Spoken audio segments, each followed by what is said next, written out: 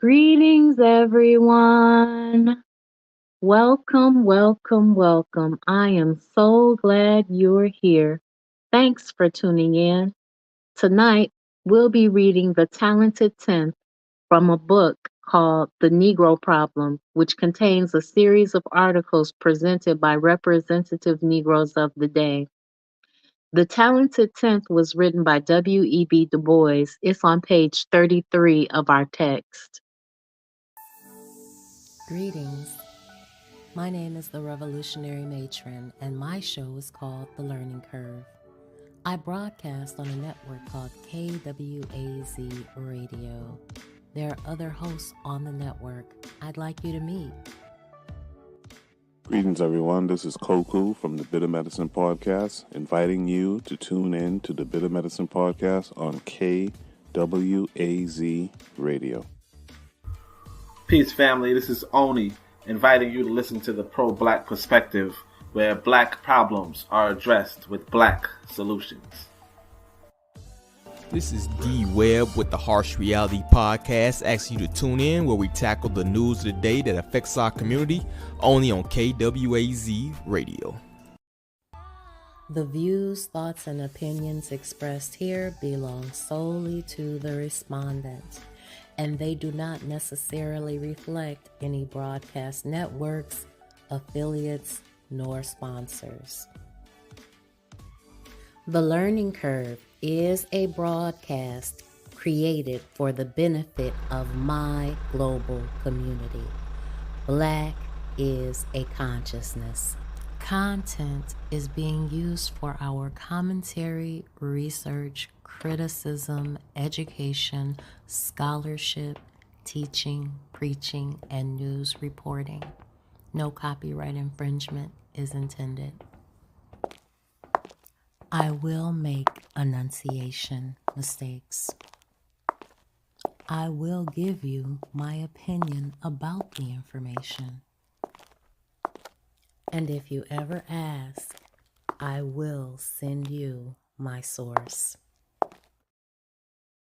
Now, before we get into this reading, I have two things I'd like to say.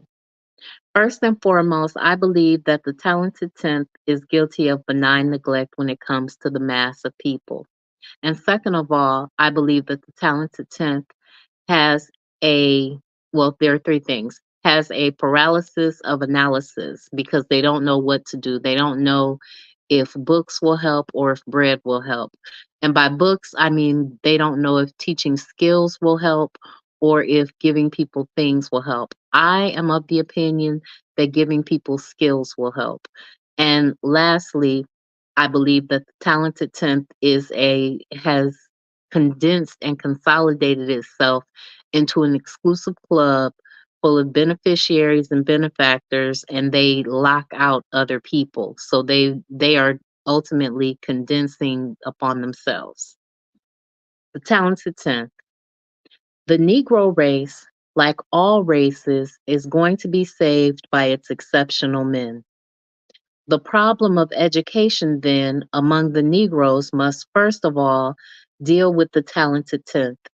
It is the problem of developing the best of this race that may guide the mass away from the contamination of death of the worst in their own and other races. Now, the training of men is difficult and an intricate task. Its technique is a matter for educational experts, but the object is for the vision of seers. If we make money the object of man training, we shall develop money makers, but not necessarily men. If we make technical skill the object of education, we may possess artisans, but not in nature men.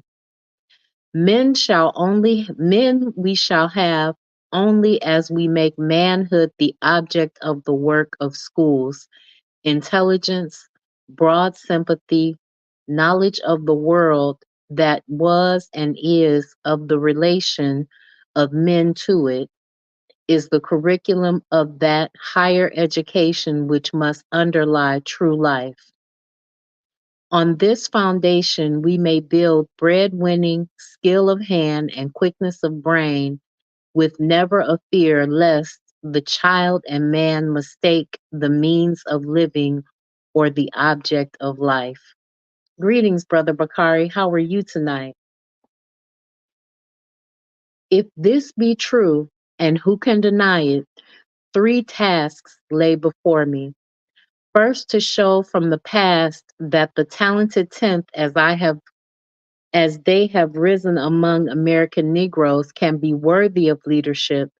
Secondly, how to show how these men may be educated and developed. And thirdly, to show their relation to the Negro problem. You misjudge us because you do not know us. From the very first, it has been the educated and the intelligent of the Negro people that have led and elevated the mass, and the sole obstacles that nullified and retarded their efforts were slavery and race prejudice. For what is slavery but the legalized survival of the unfit and the nullification of the work of natural internal leadership? Negro leadership, therefore, sought from the first to rid the race of this awful incubus that it might make way for the natural selection and the survival of the fittest. In colonial days came Phyllis Wheatley and Paul Coffey, striving against the bars of prejudice, and Benjamin Banneker, the almanac maker, voiced their longings when he said to Thomas Jefferson, I freely and cheerfully acknowledge that I am of the African race and in color which is natural to them, of the deepest dye. I want you to remember that because if you read other texts, they will tell you that Benjamin Banneker was a mulatto and that he had some type of Irish or other white admixture. But Benjamin Banneker described himself as someone that was of the deepest dye. So he was a black man's black man. And if you look at his almanacs, he portrays and depicts himself as a black man's black man. But anyway, getting back to this.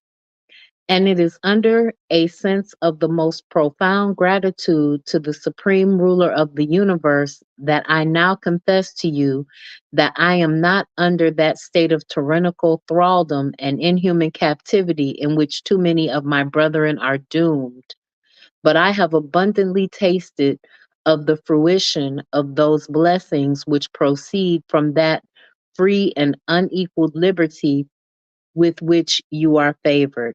And I hope, and which I hope you will willingly allow, you have mercilessly received from the immediate hand of that being from whom proceedeth every good and perfect gift. Suffer me to recall to your mind that time in which the arms of the British Crown were exerted with every powerful effort in order to reduce your state to servitude. Look back, I entreat you, on the variety of dangers to which you were exposed. Reflect on that period in which every human aid appeared unavailable, and in which every hope and fortitude wore the aspect of inability to conflict. And you cannot but be led to a serious and grateful sense of your miraculous and providential preservation. You cannot but acknowledge that the present freedom and tranquility which you enjoy, you have mercifully received, and that a peculiar blessing from heaven. This, sir, was a time when you clearly saw into the injustice of the state of slavery, and in which you had just apprehensions of horrors of its conditions. It was then that your abhorrence thereof was so excited that you publicly held forth this true and invaluable doctrine, which is worthy to be recorded and remembered in all ages, stating, we hold these truths to be self evident that all men are created equal, that they are endowed with certain inalienable rights, and that among these are life, liberty, and the pursuit of happiness. Greetings, Forecast. I'm Koku from the Bitter Medicine Podcast. Thanks for tuning in. Then came Dr. James Durham, who could tell even the learned Dr. Rush something of medicine, and Lemuel Haynes, to whom Middlebury College gave an honorary AM in 1804. These and others we may recall that revolutionary group of distinguished Negroes. They were the persons of marked ability, leaders of the talented tenth, standing conspicuously among the best of their time. They strove by word and deed to save the color line from becoming the line between the bond and the free, but all they could do was nullified by Eli Whitney and the curse of gold, so they passed into forgetfulness. But their spirit did not wholly die, and here and there in the early part of the century came other exceptional men. Some were natural sons of unnatural fathers and were given often a liberal training, and thus a race of educated mulattoes sprang up to plead for Black men's rights. There was Ira Aldridge, whom all Europe loved to honor.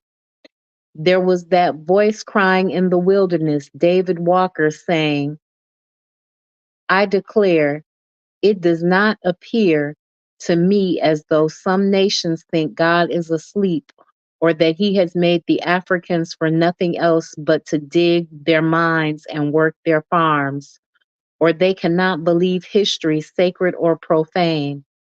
I ask every man who has a heart and is blessed with the privilege of believing, is not God a God of justice to all his creatures?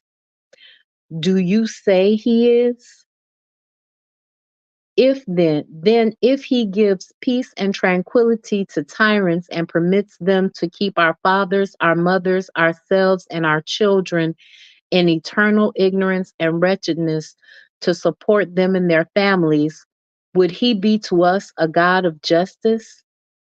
I ask, O ye Christians who hold us and our children in the most abject ignorance and degradation, whatever a people were afflicted with since the world began. I say, if God gives you peace and tranquility and suffers you thus to go on afflicting us and our children who have never given you the least provocation, would he be to us a God of justice? If you will allow that we are men who feel for each other, does not the blood of our fathers and us and of our children cry aloud to the Lord of Sabbath against you for the cruelties and murders with which you have to do and do continue to afflict us? This was the wild voice that first aroused Southern legislators in 1829 to the terrors of abolitionism. In 1831, there met that first Negro convention in Philadelphia, at which the world gaped curiously, but which bravely attacked the problems of race and slavery, crying out against persecution and declaring that laws as cruel as themselves, as they were unconstitutional and unjust, have in many places enacted against the poor, unfriended, and unoffending brethren, without a shadow of provocation on their part, at whose bare recital the very savage draws himself up for fear of contagion, looks noble, and prides himself because he bears not the name Christian. Side by side, this free Negro movement and the movement of abolition strove until they merged into one strong stream. Too little notice has been taken of the work to which the talented tenth among Negroes took in the great abolition crusade. From the very day at that a Philadelphia colored man became the first subscriber to Garrison's Liberator to the day when Negro soldiers made the Emancipation Proclamation possible, Black leaders worked shoulder to shoulder with white men in a movement, the success of which would have been impossible without them. There was Purvis and Redmond, Pennington and Highland, Garnett, Sojourner Truth, and Alexander Crummell, and above all, Frederick Douglass. What would the abolition movement have been without them? They stood as living examples of the possibilities of the Negro race, their own hard experiences and raw culture said, said silently more than all the drawn periods of orators. They were the men who made American slavery impossible. As Maria Weston Chapel once said, from the School of Anti Slavery Agitation, a throng of authors, editors, lawyers, orators, and accomplished gentlemen of color have taken their degree. It was equally implanted hopes and aspirations, noble thoughts, and sublime purposes in the hearts of both races. It has prepared the white man for the freedom of the black man, and it has made the black man scorn the thought of enslavement, as does the white man, as far as its influence has extended. Strengthen that noble influence. Before its organization, the country only saw here and there in slavery some faithful Cujo or Dinah, whose strong natures blossomed even in bondage, like a fine plant beneath a heavy stone. Now, under the elevating and cherishing influence of the American Anti Slavery Society, the colored race, like the white, furnishes Corinthian capitals for the noblest temples. Where were these black abolitionists trained? Some, like Frederick Douglass, were self trained, but yet trained liberally. Others, like Alexander Crummell and McCune Smith, graduated from famous foreign universities. Most of them rose up through the colored schools of New York and Philadelphia and Boston, taught by college bred men like Russ Worm of Dartmouth and college bred white men like New and Benezet. After emancipation came a new group of educated and gifted leaders: Langston, Bruce, and Eliot, Greener, Williams, and Payne. Through political organization, historical and polemic writing, and moral regeneration, these men strove to uplift their people. So he's making the argument for the Talented Ten, saying that they did at the time what they were supposed to do, that even though they might have been locked up in ivory towers, they were still spreading and sharing their knowledge as much as they could with people that got to them. It is the fashion of today to sneer at them and say that with freedom, Negro leadership should have begun at the plow and not at the Senate, a foolish and mischievous lie. 250 years that black serf toiled at the plow, and yet that toiling was in vain till the Senate passed the war amendments, and 250 years more, and half free serf of today may toil at his plow, but unless he have political rights and righteously regarded civic status, he will still remain the poverty stricken and ignorant plaything of rascals that he now is. Do you think that that's true? Are we still political playthings? This all sane men know, even if they dare not say it. And so we come to the present, a day of cowardice and vacillation, of strident, wide voiced wrong and faint hearted compromise, of double faced dallying with truth and right. Who are today guiding the work of the Negro people? The exceptions, of course. And yet, so sure as the talented tenth is pointed out, the blind worshippers of the average cry out in alarm. These are the exceptions. Look here at death, disease, and crime. These are the happy rule. Of course, they are the rule, because a silly nation made them the rule. Because for 3 long centuries, this people lynched the Negroes who dared to be brave, raped Black women who dared to be virtuous, crushed dark hued youth who dared to be ambitious, and encouraged and made to flourish servility and lewdness and apathy. But not even this was able to crush all manhood and all chastity and aspiration from Black folk. A saving remnant continually survives and persists, continually aspires, continually shows itself in thrift and ability and character. Exceptional it is, to be sure, but this is the chiefest promise.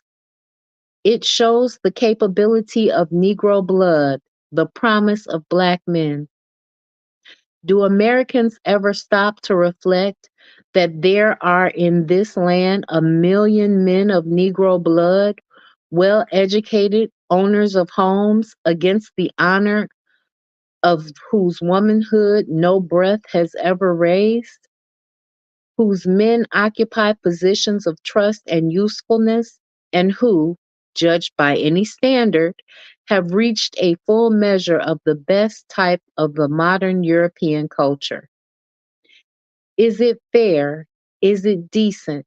Is it Christian to ignore these facts of the Negro problem, to belittle such aspiration, to nullify such leadership, and to seek and crush these people back into the mass of which, by toil and travail, they and their fathers have raised themselves? Is it? I'm having some technical problems. Give me one moment.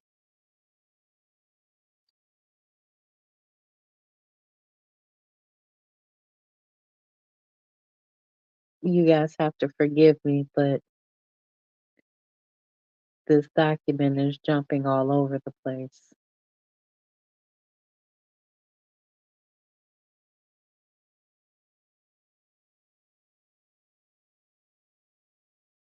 Can the masses of the Negro people be in any possible way more quickly raised than by the effort and example of this aristocracy of talent and character? Was there ever a nation of God on God's fair earth civilized from the bottom upward? Never.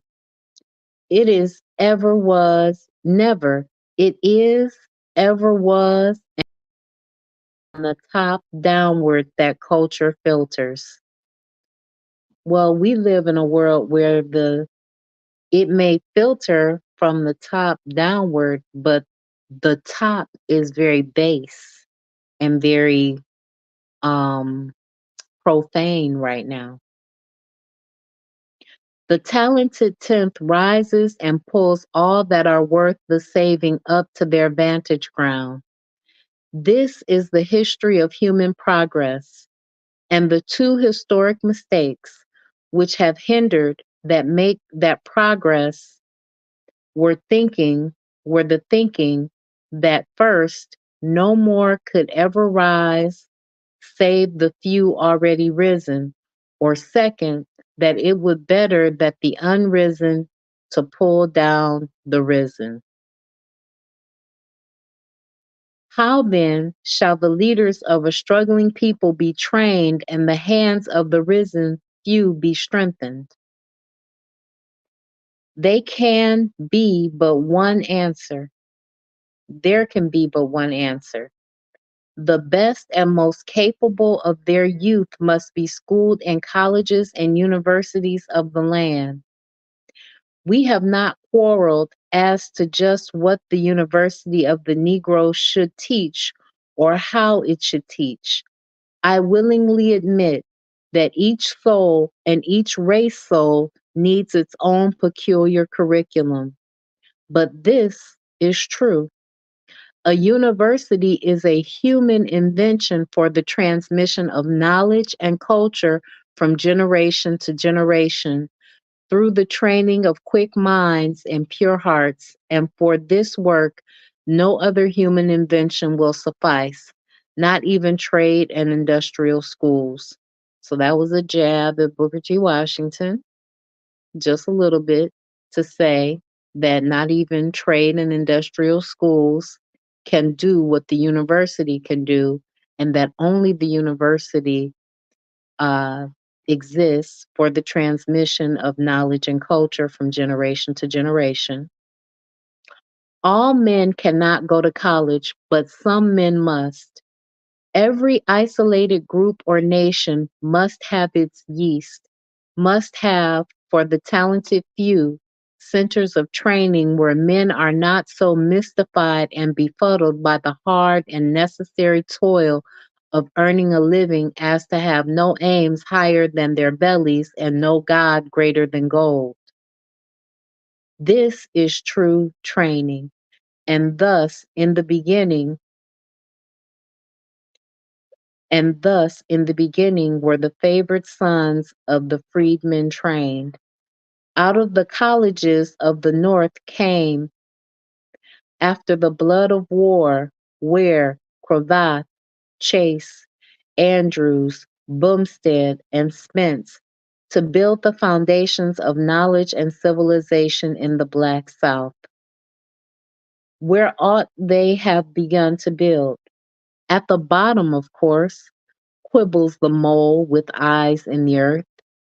I, truly at the bottom, at the very bottom, at the bottom of knowledge, down in the very depths of knowledge, where the roots of justice strike into the lowest soil of truth.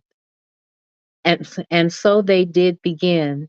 They founded colleges, and up from the colleges shot normal schools, and out from the normal schools went teachers, and around the normal school teachers clustered other teachers to teach the public schools. The colored the college trained in Greek and Latin and mathematics 2,000 men, and these men trained fully 50,000 others in morals and manners. And they in turn taught thrift and the alphabet to 9 millions of men who today hold $300 million worth of property. The forecast says it sounds like about Du Bois and Booker T. Washington's main goals were to fit in and assimilate into white culture. No disrespect. I agree, but you have to remember Du Bois was a mulatto and so was Booker T. Washington. They were just mulattoes on different from different perspectives because he was Dutch and African, and Du Bois was Dutch and African, and Booker T. Washington was slave and European or slave and white. So they had different perspectives when it came to how to make this thing work. It was a miracle, the most wonderful peace battle of the 19th century, and yet today men smile at it and in finer superiority tell us that it was all a strange mistake, that a proper way to found a system of education is to first gather the children and buy them spelling books and hoes. Afterwards, men may look about for teachers. If haply they may find them, or if by happenstance they may find them, or again they would teach men work, but as for life, why? Was What has work to do with life? They asked vacantly. Was the work of these college founders successful? Did it stand the test of time? Did the college graduates, with all their fine theories of life, really live? Are they useful, helpful men, helping to civilize and elevate their less fortunate fellows? Let us see. Omitting all institutions which have not actually graduated students from a college course, there are today in the United States 34 institutions giving something above high school training to Negroes and designed especially for this race.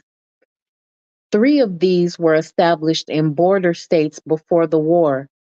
13 were planted by the Freedmen's Bureau in the years 1864 to 1869.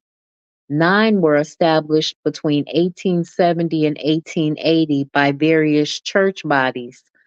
5 were established after 1881 by Negro churches, and 4 are state institutions supported by the United States agricultural funds.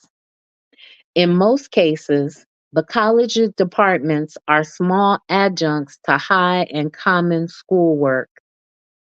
As a matter of fact, 6 institutions, Atlanta, Fisk, Howard, Shaw, Wilberforce, and Leland, are the important Negro colleges so far as actual work and number of students are concerned.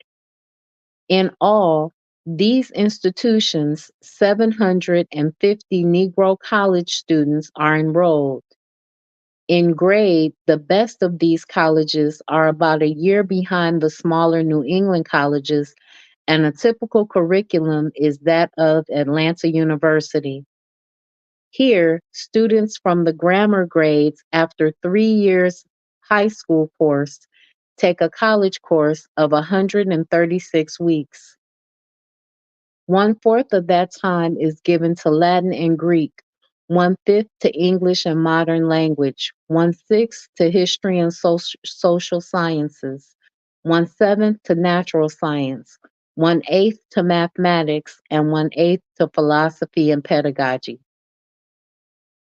In addition to these students in the South, Negroes have attended Northern colleges for many years. As early as 1826, one was graduated from Baldwin College, and from that time till today, nearly every year has seen elsewhere other such graduates. They have, of course, met with color prejudice. 50 years ago, very few colleges would admit them at all. Even today, no Negro has ever been admitted to Princeton, and this was written in 1903. And at some other leading institutions, they are rather endured than discouraged.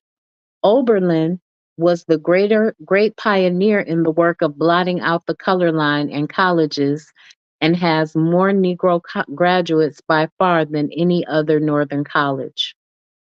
The total number of Negro college graduates up to 1899, several of the graduates of that year not being reported, are as follows.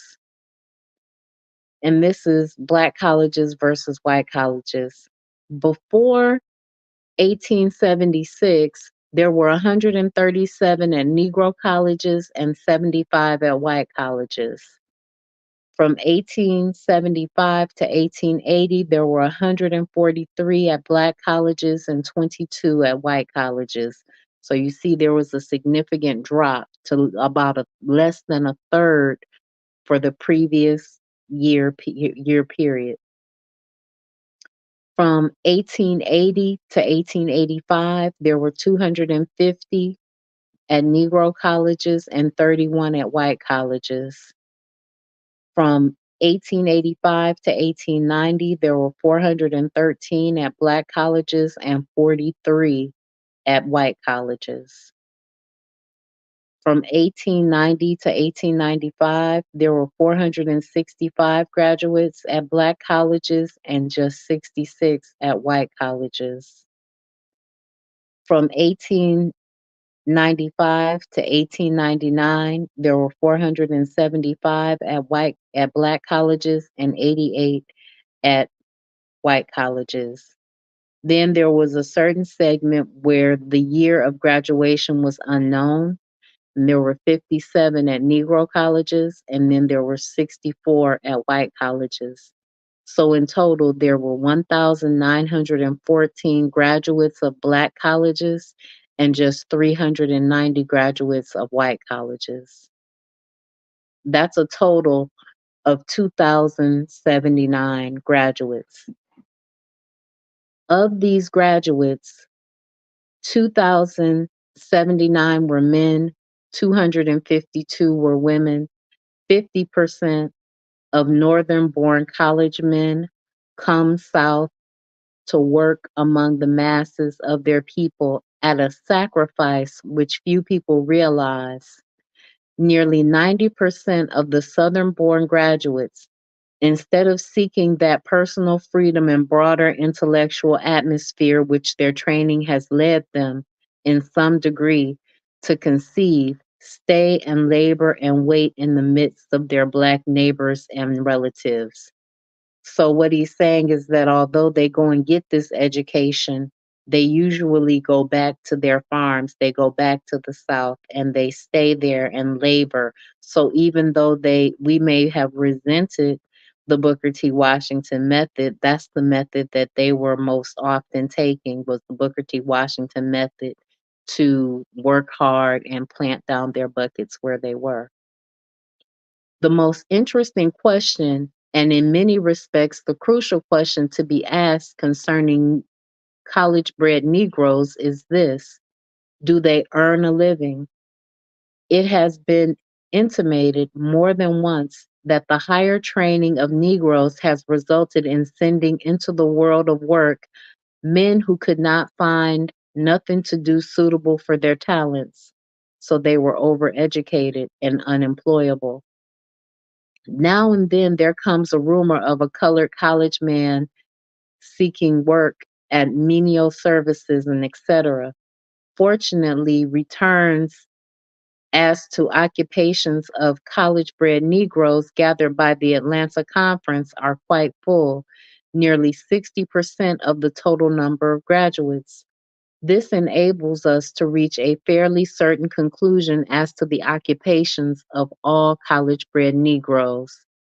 Of 1,312 persons reported, there were 53.4% of them were teachers, 16.8% of them were clergymen, 6.3% of them were physicians, 5.6% of them were students, 4.7% of them were lawyers, 4% of them were in government service, 3.6% were in business, 2.7% were artisans and farmers, 2.4% were editors, secretaries, and clerks, and less than 0.5% found themselves doing miscellaneous jobs. Now, teachers were in such high demand because that was a job that they didn't think they would have to work hard to do. And there was a need to have a lot of teachers. We don't have information right now about the qualifications of those teachers. Brother Bakari says they would go back to teach the others how to read, write, and count as well. Over half are teachers, a sixth are preachers, another sixth are students and professional men. Over 6% are farmers, artisans, and merchants, and 4% are in government service. In detail, the occupations are as follows: occupations of college bred men. Of these teachers, 19 were presidents and deans, 7 were teachers of music, 675 were professors, principals, and teachers, for a total of 701 people. Of the clergymen, there was one bishop, two chaplains of the U.S. Army, nine professional missionaries, 12 presiding elders, and 197 preachers, for a total of 221 people. Of the physicians, there were 76 doctors of medicine, four druggists, three dentists, for a total of 83. There were 74 students. There were 62 lawyers.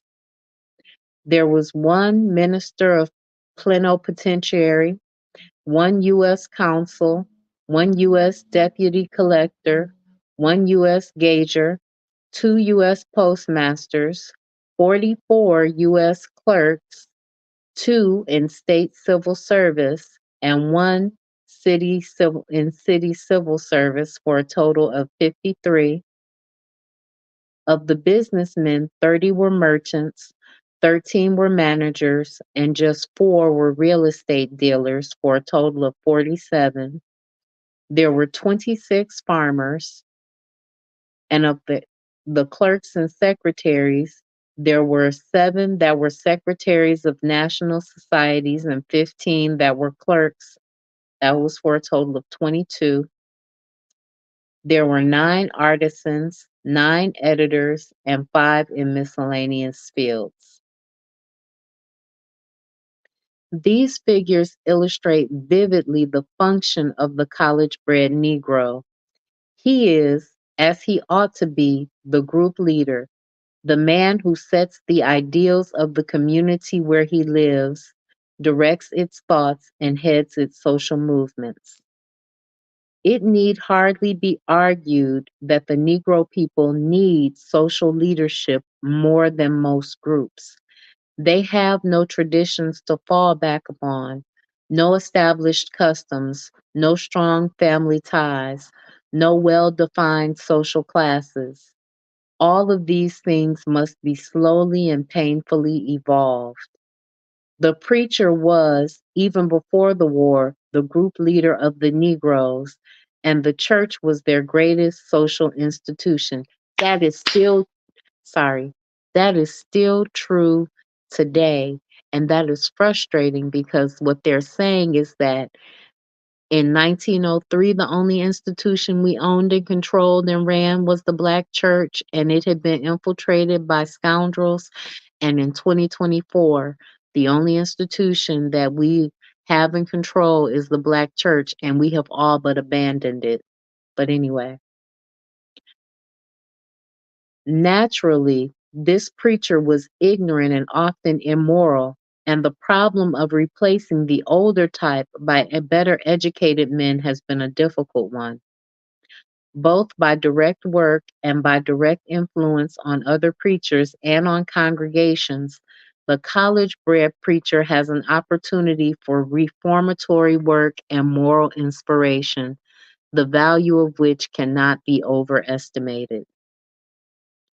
It has, however, been in the furnishing of teachers that the Negro College has found its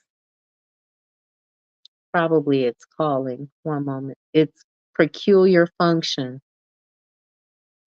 Few persons realize how vast a work, how mighty a revolution has been thus accomplished to furnish 5 millions and more of ignorant people with teachers of their own race and blood in one generation. And that is incredible. Was not only a very difficult undertaking, but a very important one, in that it placed before the eyes of almost every Negro child an attainable ideal. It brought the masses of the Blacks in contact with modern civilization, made Black men the leaders of their communities and trainers of the new generation. In this work, college bred Negroes were first teachers and then teachers of teachers. And here it is that the broad culture of college work has been of peculiar value. Knowledge of life and its wider meaning has been the point of the Negro's deepest ignorance, and in sending out teachers whose training has not been simply for breadwinning, but also for human culture, has been an estimable a value you can't estimate in the training of these men. In earlier years, the two occupations of preacher and teacher were practically the only ones open to the Black college graduate. Of later years, a larger diversity of life among his people has opened new avenues of employment. So, as you can see, as time went on, there were more jobs available to these people.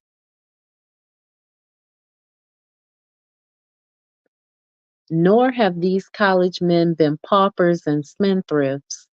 557 college bred Negroes owned in 1899 $1,342,862 worth of real estate, which was their assessed value, or approximately $2,411 per family. You can always trust W.E.B. Du Bois to go get the numbers, and I think that's what people like about him.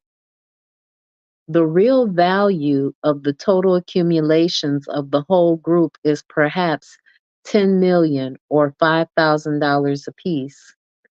Pitiful it is not. Besides, the fortunes of oil kings and steel trusts, but after all, is the fortune of the millionaire the only stamp of true and successful living? Alas, it is with many, and there's the rub.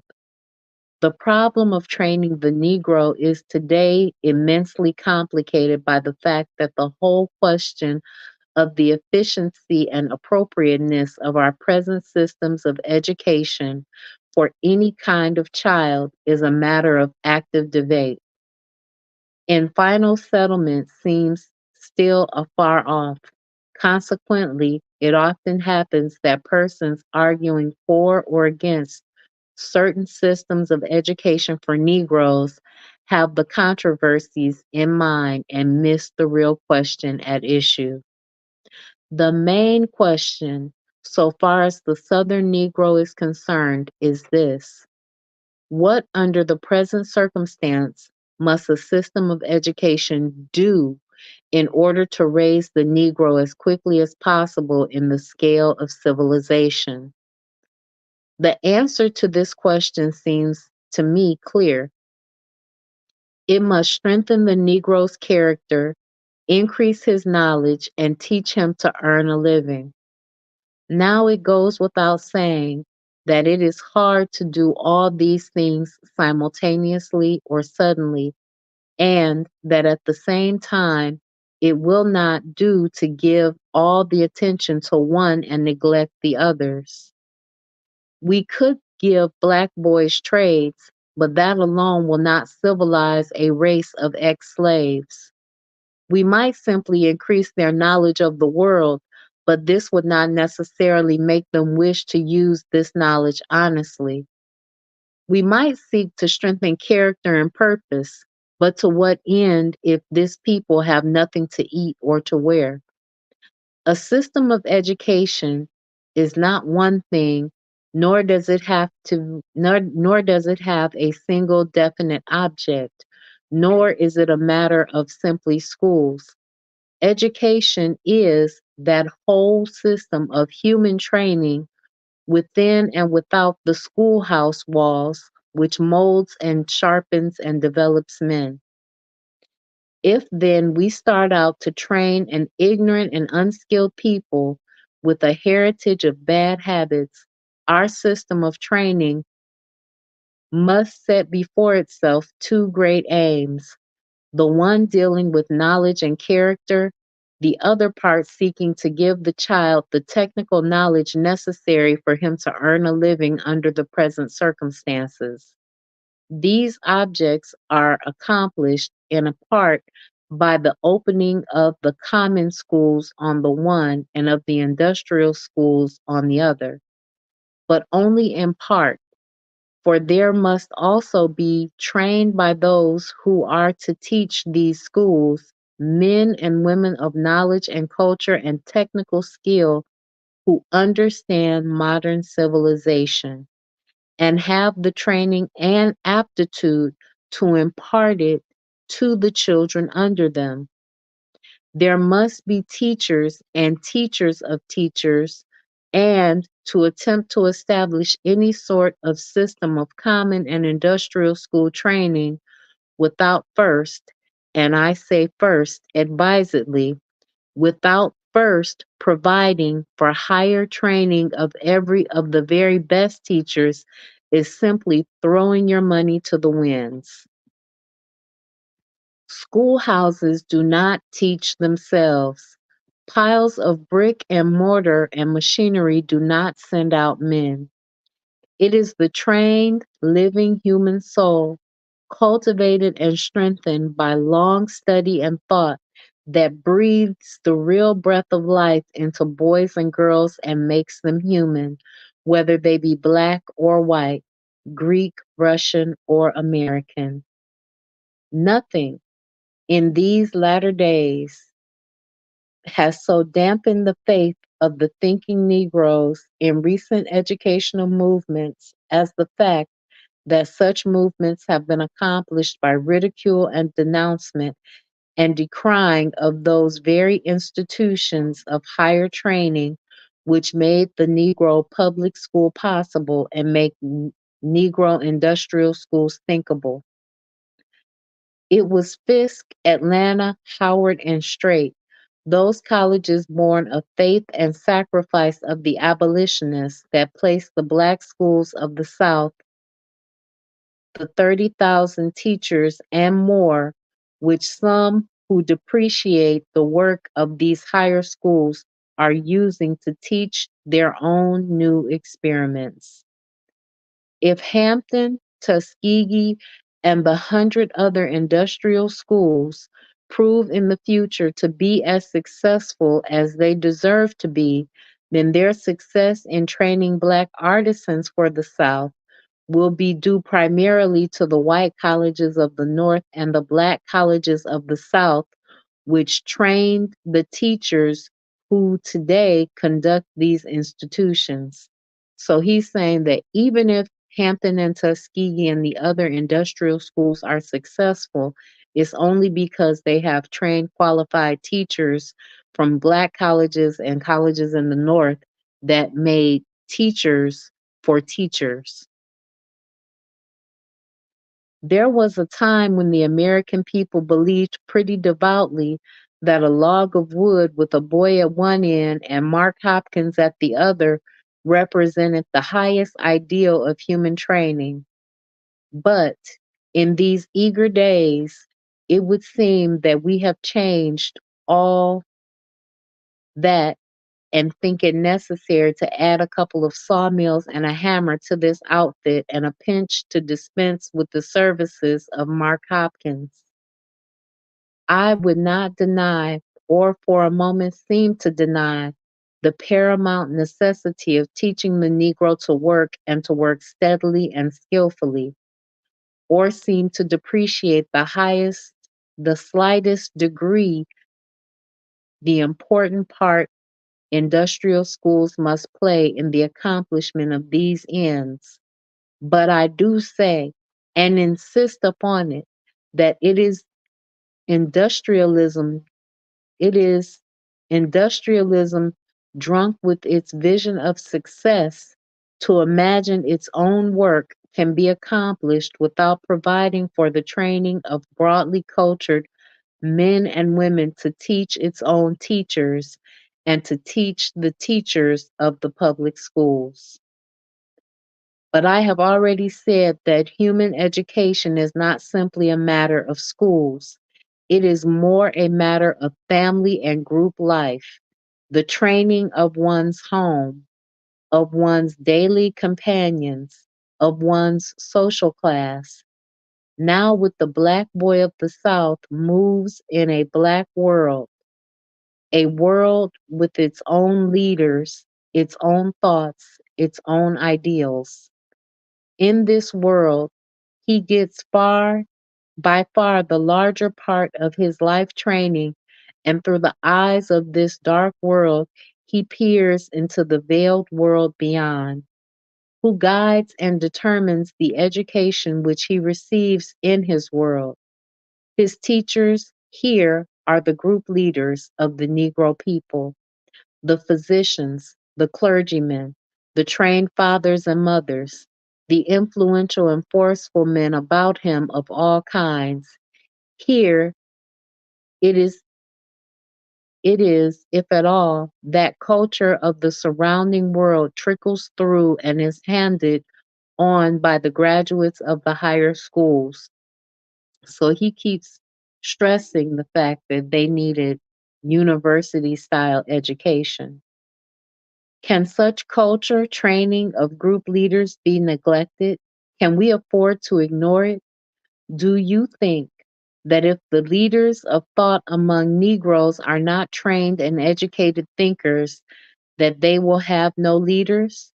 On the contrary, 100 half trained demagogues will still hold the places they so largely now occupy, and hundreds of vociferous busybodies will multiply. You have no choice. Either you must help furnish this race from within its own ranks with thoughtful men of trained leadership, or must suffer the evil consequences of a headless, misguided rabble. I am an earnest advocate of manual training and trade teaching for black boys and for white boys too.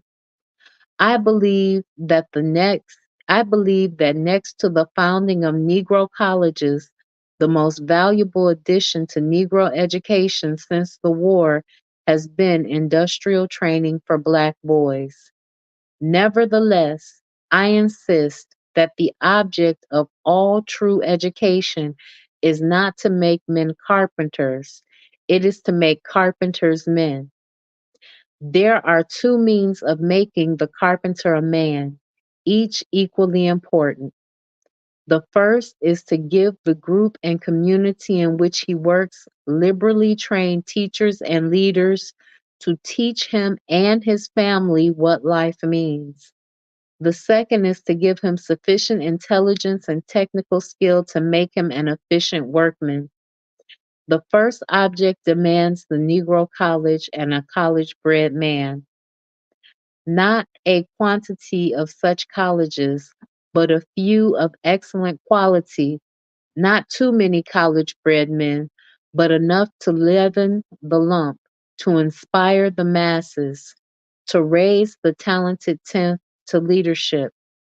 The second object demands a good system of common schools, well taught, conveniently located, and properly equipped. The Sixth Atlanta Conference truly said in 1901, we call the attention of the nation to the fact that less than 1 million of the 3 million Negro children of school age are at present regularly attending school, and these attend a session which only lasts a few months. We are today deliberately rearing millions of our citizens in ignorance and at the same time limiting the rights of citizenship by educational qualifications. He's talking about poll tests. This is unjust. Half of the black youth of the land have no opportunities open to them for learning to read, write, and cipher. In the discussion as to the proper training of Negro children after they leave the public schools, we have forgotten that they are not yet decently provided with public schools. Propositions are beginning to be made in the South to reduce the already meager school facilities of Negroes. We congratulate the South on resisting, as much as it has this pressure and on the millions it has spent on Negro education. But it is only fair to point out that Negro taxes and the Negro share of income from indirect taxes and endowments have fully repaid this expenditure so that the Negro public school system has not, in all probability, cost the white taxpayers a single cent since the war. Continuing. This is not fair. Negro schools should be a public burden since they are a public benefit. The Negro has a right to demand good common school training at the hands of the states and the nation, since by their fault he is not in the position to pay for himself.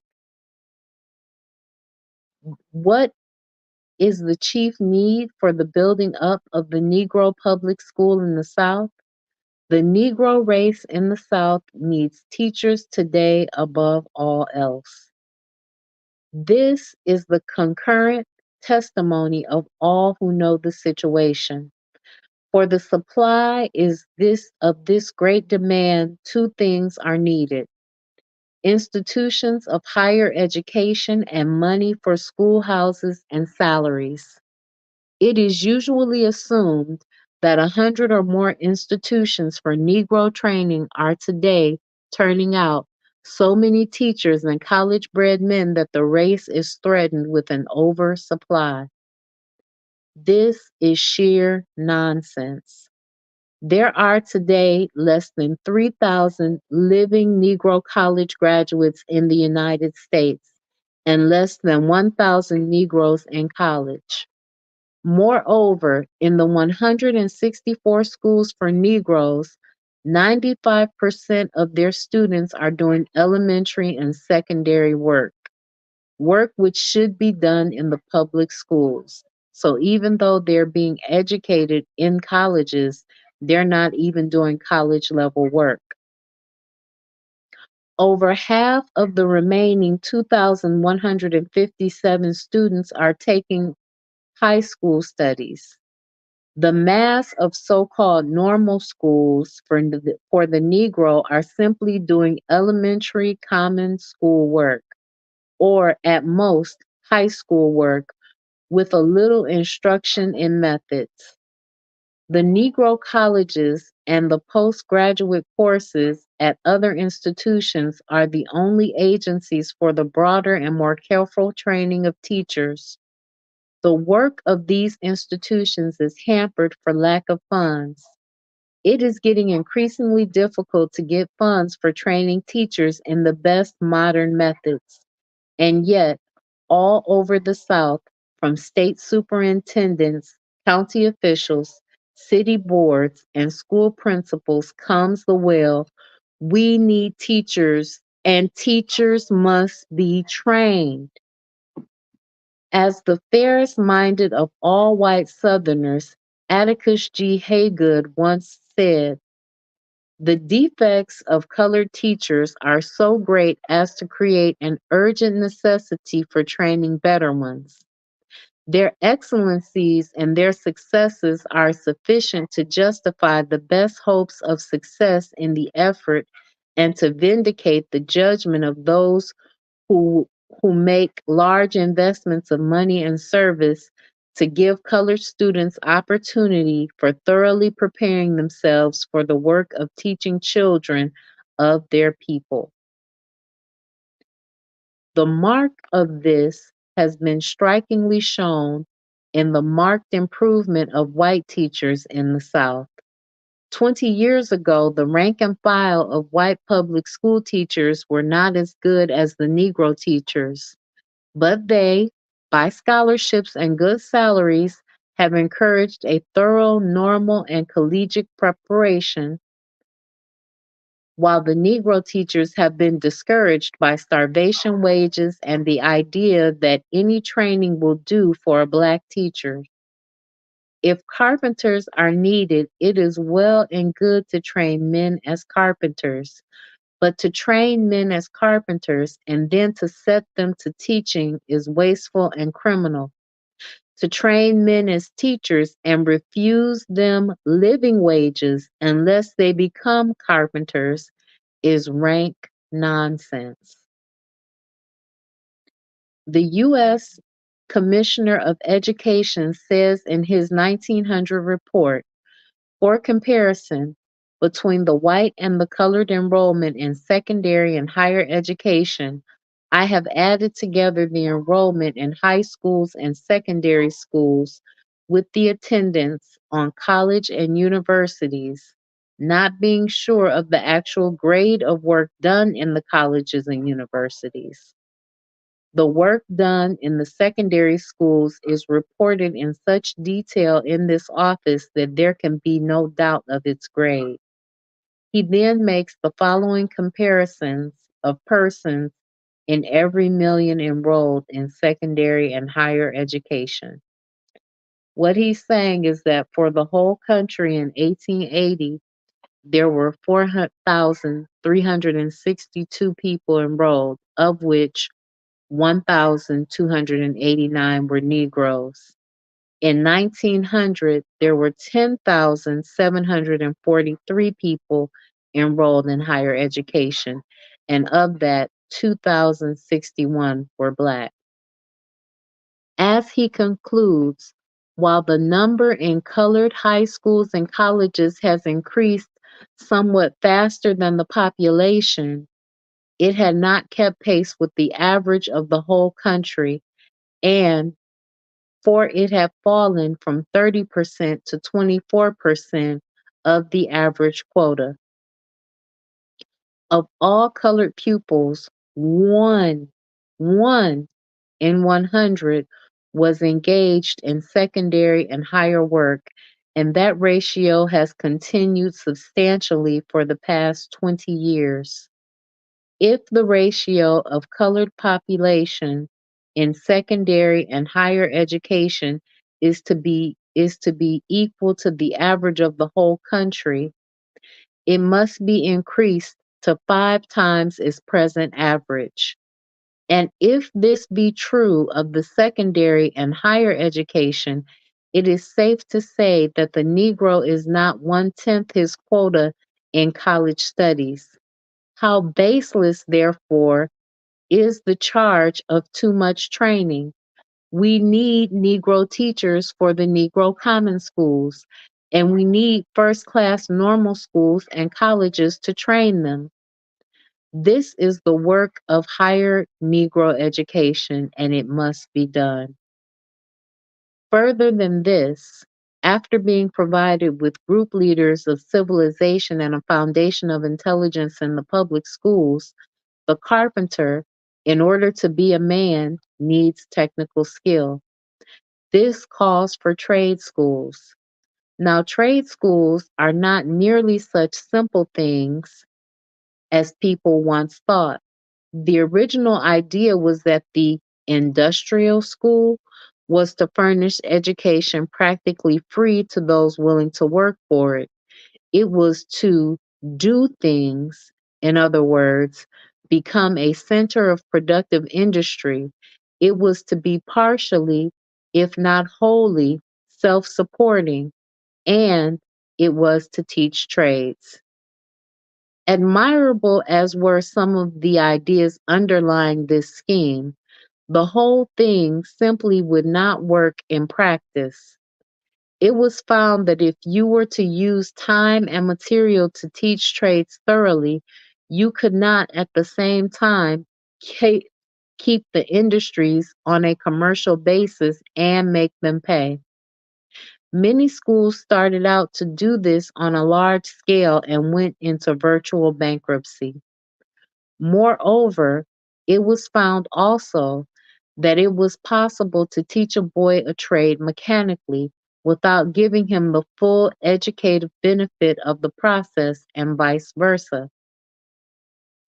That there was a distinctive educative value in teaching a boy to use his hands and eyes in carrying out certain physical processes, even though he did not actually learn a trade. It has happened, therefore, in the last decade that a noticeable change has come over the industrial schools.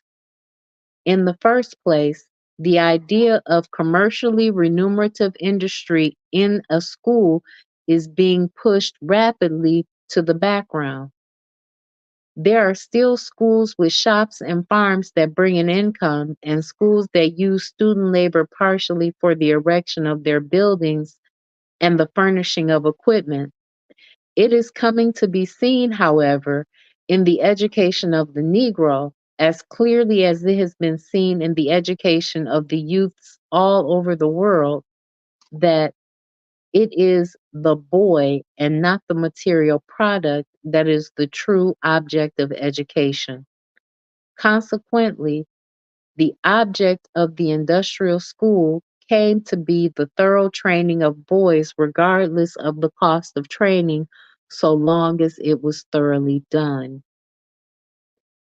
Even at this point, however, the difficulties were not surmounted. In the first place, modern industry has taken great strides since the war, and the teaching of trades is no longer a simple matter. Machinery and long processes of work have greatly changed the work of the carpenter, the ironmaker, and the shoemaker. A really efficient workman must be today an intelligent man who has good technical training in addition to thorough common school, and perhaps even higher training. To meet this situation, the industrial schools began a further development. They established distinct trade schools for the thorough training of better class artisans, and at the same time, they sought to preserve, for the purposes of general education, such of the simpler processes of elementary trade learning as were best suited therefor. In this differentiation of the trade school and manual training, the best of the industrial schools simply followed the plain trend of the present school epoch. A prominent educator tells us that in Sweden, in the beginning, the economic conception was generally adopted, and everywhere manual training was looked upon as a means of preparing children of the common people to earn their living. But gradually, it came to be recognized that manual training has a more elevated purpose, and one indeed more useful in the deeper meaning of the term. It came to be considered as an educative process for the complete moral, physical, and intellectual development of the child. Thus, again, in the manning of the trade schools and manual training schools, we are thrown back upon the higher training as its source and chief support. There was a time when any aged and worn out carpenter could teach in a trade school, but not so today. Indeed, the demand for college bred men by a school like Tuskegee ought to make Booker T. Washington the firmest friend of higher training.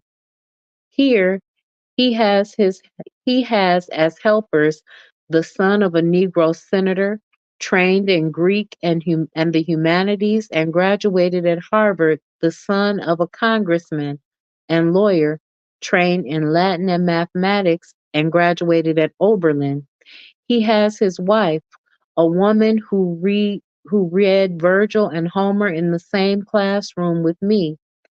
He has, as a college chaplain, a classical graduate of Atlanta University, a teacher of science, a graduate of Fisk, as teacher of history, a graduate of Smith. Indeed, some 30 of his chief teachers are college graduates, and instead of studying French grammars in the midst of weeds or buying pianos for dirty cabins, they are at Mr. Washington's right hand, helping him in noble work. So he was trying to say that Booker T. Washington should have been on his side. And yet, one of the effects of Mr. Washington's propaganda has been to throw doubt upon the expediency of such training for Negroes as these persons have had. Men of America, the problem is plain before you. Here is a race transplanted through the criminal foolishness of your fathers, whether you like it or not. The millions are here, and here they will remain. If you do not lift them up, they will pull you down. Education and work are the levers to uplift a people. Work alone will not do it unless inspired by the right ideals and guided by intelligence. Education must not simply teach work, it must teach life. The talented tenth of the Negro race must be made leaders of thought and missionaries of culture among their people. No others can do this work, and Negro colleges must train men for it. The Negro race, like all other races, is going to be saved by its exceptional men. So he was an advocate of them being teachers. But again, I am of the mind that the talented tenth it has benignly neglected the mass of people and has overall abandoned the masses because they're trying to escape blackness. Just like all of those people that were gone to be that studied to be teachers to escape hard work, I think that the talented tenth, once they get their education in these institutions of higher learning, that they abandon the mass of Black people and that they escape into a form of, they integrate into whiteness, or they make attempts at integrating into whiteness. They marry a white woman, they have half breed children, and then those children wind up marrying more white people and more white people and more white people. Do you have any thoughts on the eugenics movement they had? Was that true? When you say thoughts on eugenics, eugenics really happened. They really were going around sterilizing people, and um there's a really good movie, Children of Tomorrow. I'll have to get you the name of this movie that talks about eugenics, where they wanted to have arranged marriages and they wanted to sterilize people because they were poor, or because they were imbeciles, or because they were, put in positions where they didn't think that them breeding was going to make a useful human. So they did that. They did that to us. They sterilized many Black women right there on the table. So when you say, do I have any thoughts about the eugenics movement?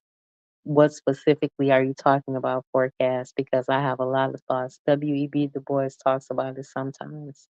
I don't know enough about what W.E.B. Du Bois says about the eugenics movement, but I know that it happened, and I've read some other writers on the eugenics movement.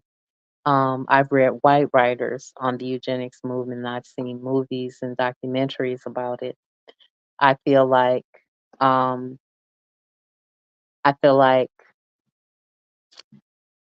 they wanted to create a race of superhumans, and they thought that the best way to do that was to breed out bad genes. And he said that certain ones of us need to reproduce and not others. He agreed with it from what I understand. That's interesting. Um, I don't agree with W.E.B. Du Bois because that is a form of genocide.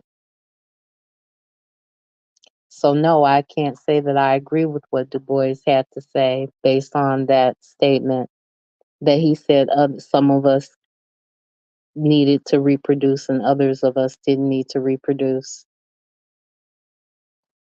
So no, I can't say that I agree with that at all.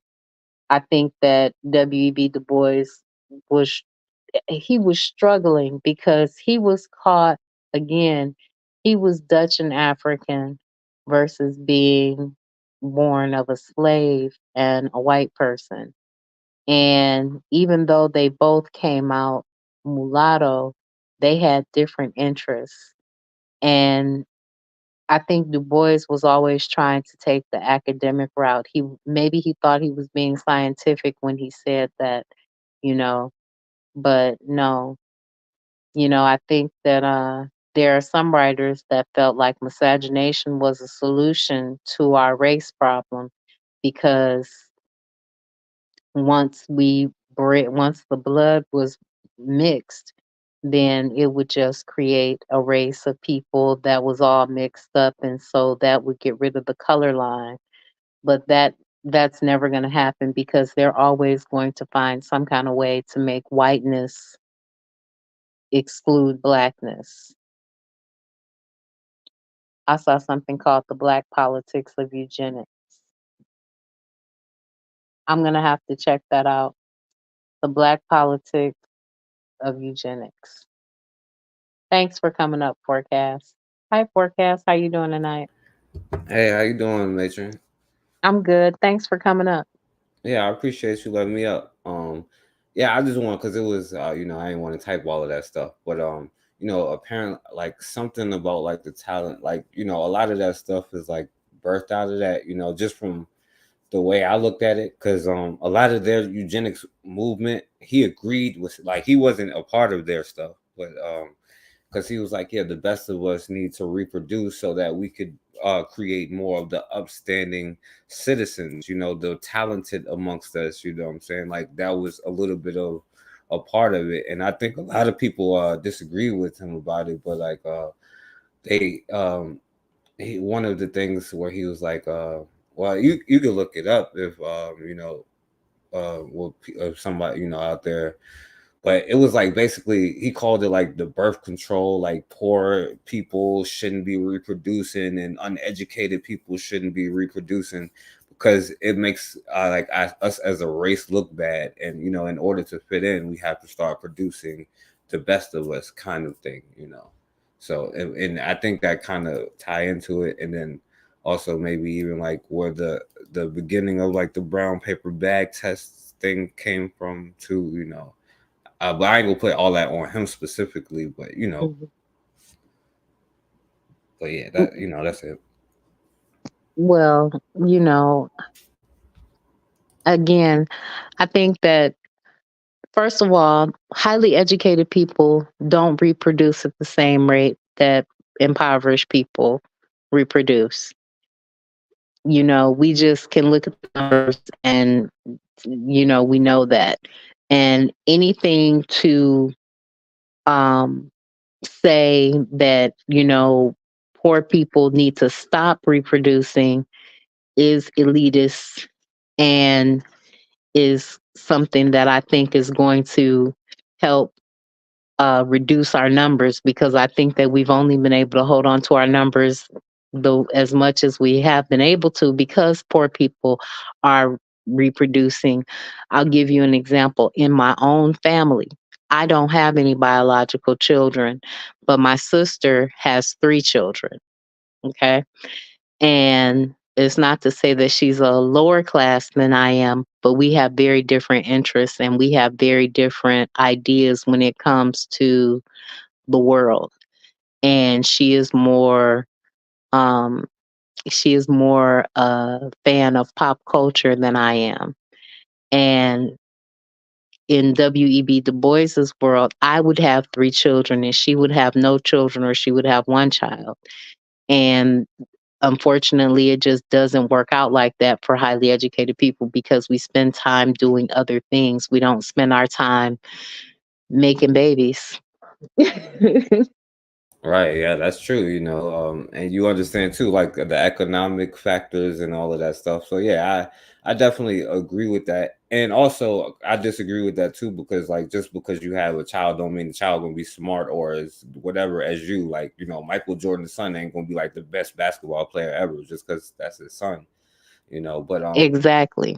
yeah, Exactly. Just because you have a child doesn't mean that that child is going to get all of your genetics.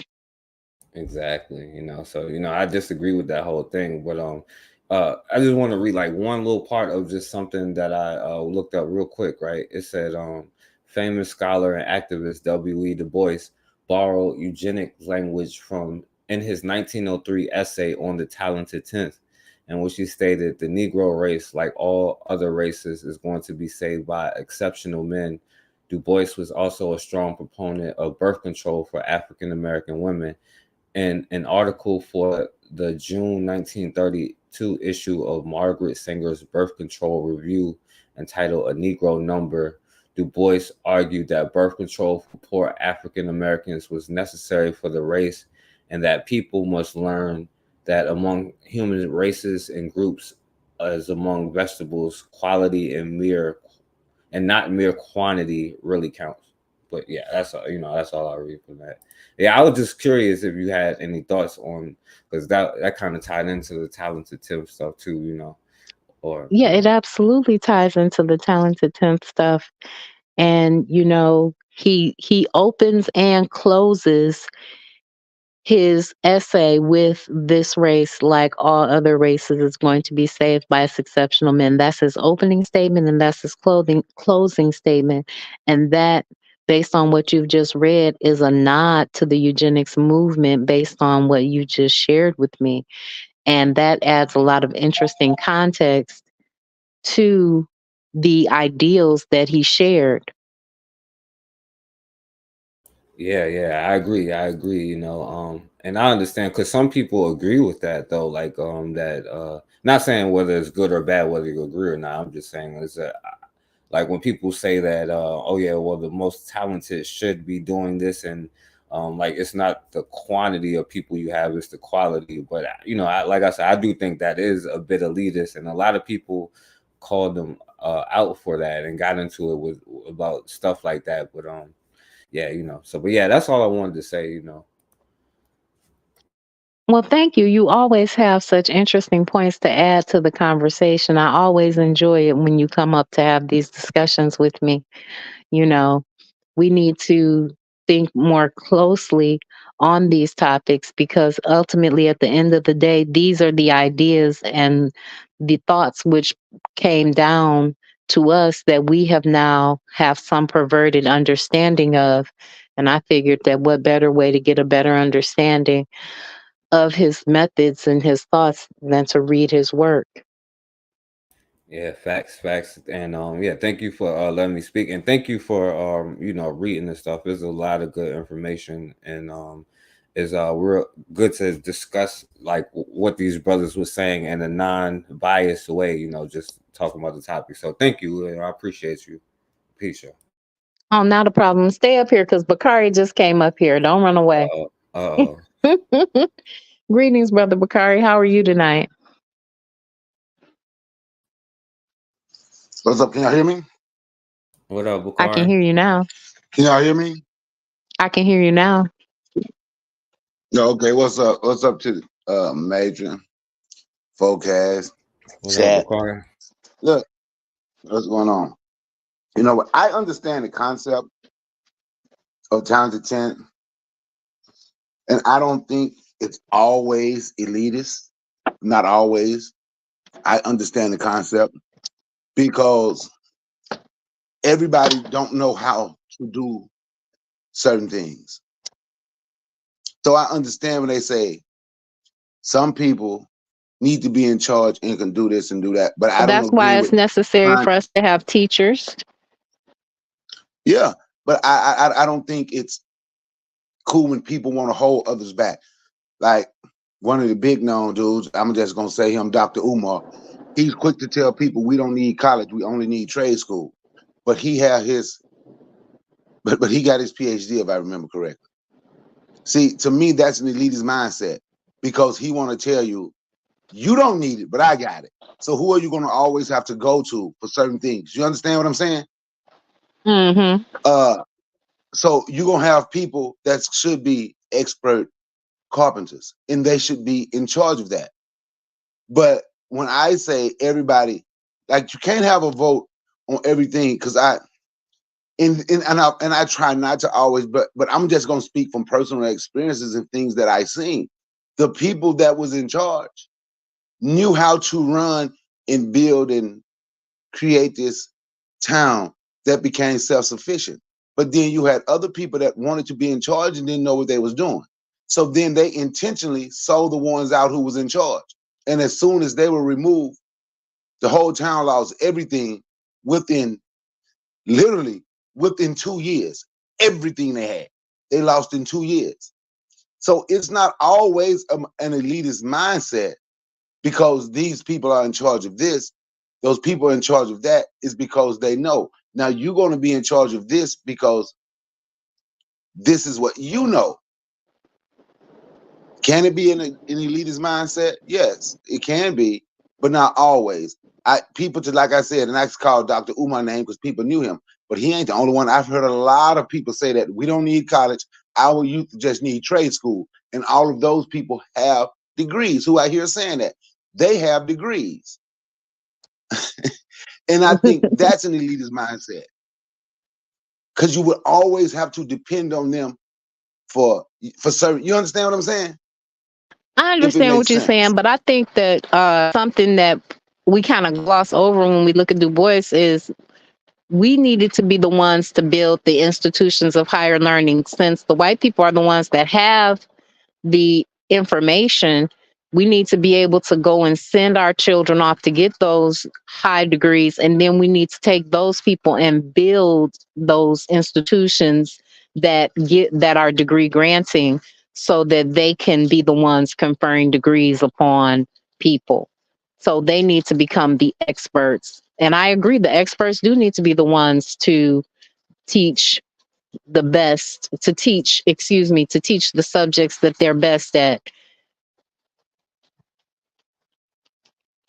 Uh, well, I'll say this because I understand what you're saying. I agree to a certain point where it's not always an elitist mindset, but my thing is always against that whole mindset is the like first of all, like who is picking like, oh yeah, I'm just the best, because we you all think that you're the best in whatever it is, like, oh, I'm the person who is the best teacher, so I should be doing X, Y, and Z, and that's my whole thing against this whole elitist thing, because first of all, I don't think that I think that I don't know, like, because the problem comes in, especially in this case, when you start separating yourself, acting like well, you shouldn't be, and especially from what I got from what Du Bois was saying is like, when you shouldn't be separating yourself, like your race, just to try to say, oh well, they're poor and they're gonna make us look bad when it comes to the eyes of like white people or whatever. You know what I'm saying?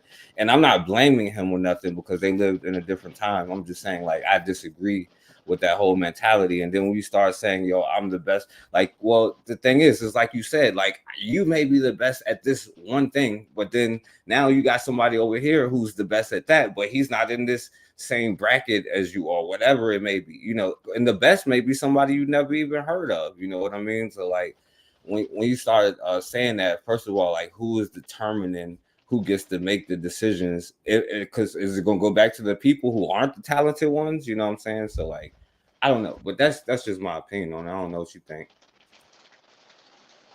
Well, it sounds like you want to know who and how the leadership is going to be structured. And that's always hopefully going to come from the people. But unfortunately, the people don't always know what's best for themselves. Yeah, I agree. What you think, Bukari? I don't know. Bukari might have left. Everything is steady going in and out. I'm still here. I'm having technical difficulties. I'm gonna, I'm gonna try to come back in. I'm gonna leave and come back. All right. Okay. I think Bakari made a good point when he said that, in his experience, there were leaders that knew what they were doing. And to have those leaders that know what they're doing is that's how you gain the public trust.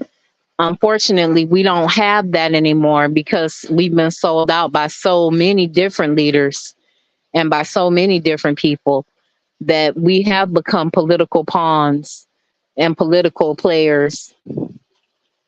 What do you think about that? I think I agree with what you said. And that's what I'm saying. Like, what are even the goals of these leaders? Because is the goal to be accepted and to integrate, or is the goal to have your own thing? Because even then, like you would like, in my opinion, like the person who is like, in my opinion, a great leader would give somebody who you see has potential to be like whatever, even though they might not be in that lane, but like, you give opportunities to people to, because I don't think you can just judge somebody based off where they're at or what they look like. I'm not saying that Du Bois was doing that, but I'm just saying. Bak- Can y'all hear me Bakari, now? can you hear me? Can y'all hear me now? Yeah, you clear to me. Yes. Okay. Well, like I don't know if Booker T. Washington was considered a talented tenth or not. I don't know, but he was a leader, and he was showing people how to do businesses. I heard somebody disrespect the point that he said, "Pick up your pail." Judge Joe Brown disrespect the fact that he said, "Pick up your pail where you are." But if you truly study him, he wasn't just telling people to get jobs; he was also telling people to own businesses. So it's according. See, the leader is there for the people, not for himself, not just so he can have the ultimate control. You're supposed to be helping the people. You're supposed to be teaching the people because you can't always be in charge, and it's gonna have to be somebody in charge. And we're gonna have to stop fighting us when it's us who's in charge of us, because we don't fight other people. Because somebody gonna have to be in charge. Everybody can't just do what they want to do. It's gonna have to be rules. It's gonna have to be structure. Like I said, I do believe it can be elitist, but it's not always an elitist mindset. But I believe we've been taught to fight each other so much that we automatically think that people feel that they're elitist. Like when Fannie Lou Hamer did the Freedom Farm, excuse me, she was not an elitist, but she created jobs. She did things for the people, and she had her structure where people was in charge. Well, Ed Bakari, can I ask you a question real quick about that? What's Now, do that? you think Fannie Lou Hamer would have been considered in the talented tenth though? Even though she displayed that she should be, but I'm saying, like, if you just looked at Fannie Lou Hamer, you'd be like, oh, you talented tenth. Do you think that they like even, or not even Du Bois, but whoever would consider No, her that? because I don't think she would have wanted to be in the talented 10. I don't think she would have wanted to be a part Yeah, I of agree. certain group. I don't think she would have wanted to be a part of certain groups. Like Isaiah T. Montgomery, Mount Bayou, Mississippi still stand today, but they had structure. The people who could read and write, and as the old folks used to say, read, write, and count, they were the ones who was in charge. And the people who knew how to build more, they were in charge of the building. But the people who knew how to read, write, and count had more in that town, and that all black town still stands today with no one ever living in that town but black people. So it's gonna have to be, we're gonna have to have some type of structure.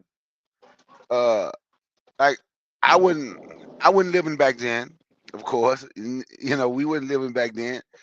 But I think some of the what you would call elitists who may have had an elitist mindset was been some of the black people that would go against Booker T. Washington, the black people that would go against Isaiah T. Montgomery, the black people that would go against the Freedom Farm of Fannie Lou Hamer.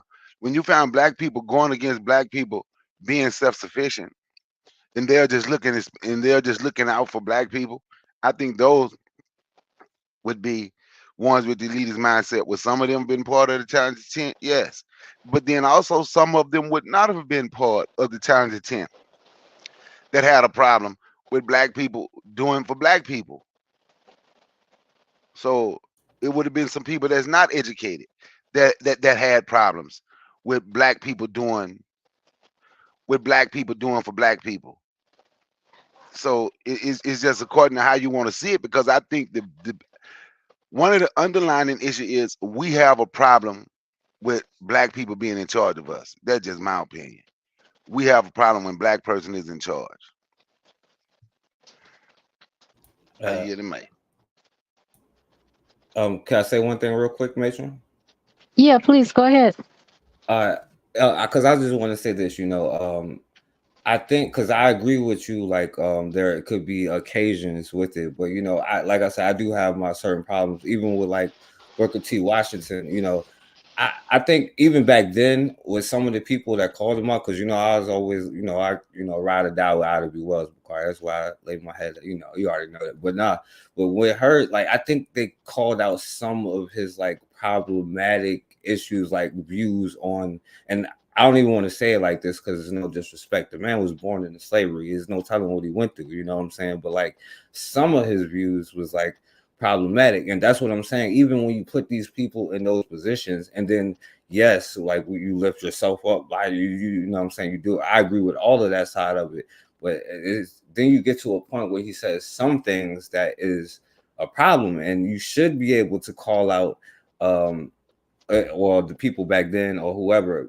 And another thing, like when the people who are built like Fannie Lou Hamer, she built the thing and did it, and who was down was down. She didn't ask no questions, and that's what I'm saying. They probably wouldn't even consider her because one of my problems, like even with W.E. Du Bois, and this is my belief, from the way I see it, is like that whole mentality kind of start birthing the brown paper bag test when black people trying amongst ourselves. You know what I'm saying? That whole brown paper bag and all of that stuff, because a lot of some of the leaders is like what are your goals? Is it freedom or is it like to be assimilated?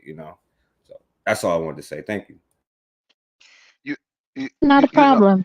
I feel you know like assimilation, I think, was the goal largely, because they had seen white people living a life and they had supported white people living a life that they envied. They were they weren't the main character in that life. They were the servants. Like when Booker T. Washington talks about the ginger cakes that he wanted to eat so badly, and he felt like that was at one point in his life that would have been his highest goal and aim before he was introduced to something better. So I think that assimilation was the goal for a lot of these people, you know? yeah, you assimilate. Uh, yes, of course, assimilation was the people that enslaved you, that dominated you. You speak their language, they do everything. Yes, a lot of it. A lot of it was assimilation. Just like today, a lot of it is assimilation. Just look at how we speak of them. When we talk about black people, we the N words. Black people don't do this. Black people don't do that. Everything about black people is negative. But when we talk about white people, the people they claim they hate, it's always something powerful. They are supreme. They call them white supremacists. Or they the cracker, the people that crack the whip over your back. There, this, to that. It's always something good about white people. And I hate to keep beating up Dr. Umar. Whenever I decide to do my show, this is what I am going to talk about this. But even when it comes to that, today they still want to assimilate what he was doing in the interview. See, the reason black athletes marry white women is because white women take care of the black man when he don't have nothing. They see greatness in him. They see it. But a sister don't do that. They don't see it. They want you to already have the money. See, Umar black women Johnson don't said do what that. the yeah, Umar Johnson said that. So the thing about it is because these people they want to be them. So yes, they'll assimilate. That's why it's quick for. That's why we can easily and always bring up negative things about us if we're gonna. Because in 2024, majority of us still want to be them. Not just live like them, what we think is great. It's be is be them. So yes, do I think some of it was assimilation? Yes. Do I think Booker T wanted to assimilate? Yes. That also with that Booker T mindset, that also coming when you thinking, excuse me, when you thinking you're a mulatto. He had been told Massa was his daddy. Have you ever seen pictures of Booker T? Don't look like nothing else was in him. But he just knew because he had been told from the time he was little, not by his mama, but around people around the plantation, that Massa was his daddy. So that's part of, even though he knew his black, he did with the black folks, he represent blackness, but just that mindset of him thinking that he was mulatto. would make you thinking his daddy was white, make him want to assimilate a little bit. But Booker T also, when he got that money from white folks, he also assured white folks, we don't want to live around you. We don't want to vote in your elections. We don't want to do none of that. We want to create our own. But since y'all put us in this, yeah, he called him great white man. Yes, he did a lot of pandering, but he was able to get money and do something. Tuskegee Institute still stands today. So, uh, uh, yes, and there's a lot of people who I think is who would get on here and sound revolutionary. And I tell people listening is an art. And if you listen to some of these people, they will let you know they're truly not with you like they think, like like we think.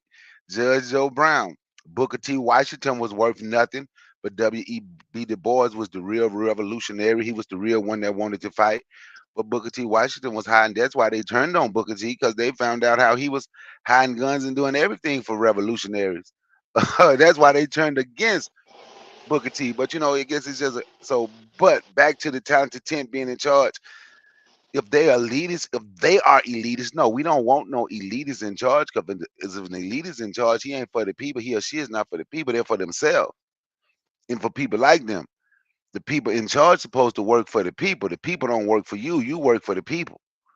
So now you don't want nobody who want to separate themselves because of maybe their tax bracket or because maybe their education level. No, you don't want those type of people. Yes, I'm educated in this. Yeah, we want educated people, but we don't want people who's trying to separate themselves because of their education to be in charge of you. Because we'll just go through the same things we're going through now. It'll just be with people that look like us. Now But you the but mic. Yeah, black faces in high places. But yeah, Bukari, but that's what I'm saying though. Like, think about it, because you brought up like Umar, like today, who is the talented tenth? You know what I'm saying? Like, who would those people be? You know what I'm saying? That's why I don't think that's why I disagree with that whole concept about, because I understand that, but it just doesn't work that way, because like everybody got vices, everybody has talents, everybody's good at something, bad at something. You know what I'm saying? Like, it's Yeah. just what is what it is. Well, let me tell you, I wasn't necessarily agreeing with the term the talented 10. Right, I right. was I just saying understand. Yeah, no, people. I wasn't necessarily agreeing. I wasn't necessarily agreeing with that term. That 10% of the people, and they come up with that because they say 10% of white folks. If you look, that's how they come up with the talented 10th of black people, because they believe 10% of white people built for white folks. yeah, facts. Yeah, that's a fact. Even in that concept, it's it's assimilating to whiteness. Yeah, I agree with that. But let me say this, Major, and then I'm gonna yield to my. It's almost hard not to assimilate. In all honesty, even when you're trying not to, our women want to get married, right? And black men should want to marry our women, right? But even when we marry our women, we go buy the license and do all that. That's assimilating.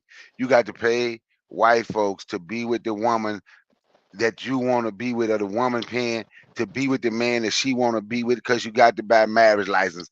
Then in some states they making you pay for canceling. Even in a sense, when you're not trying to assimilate, you still assimilate. So it's just certain things that we have to say, this is what we're gonna do, and we have to be strong doing it. You know what? We can get married, but we ain't gonna pay for no damn license. It don't have to be on their paper. We know we together. I just use that as an example. Yeah, we do it. We do assimilate into their culture willingly, unwillingly, because we submit to their educational systems. Even working a job, we are agreeing to their money. We are agreeing that money has value. You know. But yeah, but that's because Exactly. but that's the thing though. But like, all right, look, we already know like what happened, but like we still gotta eat, right? So like we could go out there and like grow the stuff, but we still gotta get the money for like the soil, even. You know what I'm saying? Like, they put you in a position where you have to be like pieces of paper with dudes that would have lynched us. You know what I'm saying, for this conversation.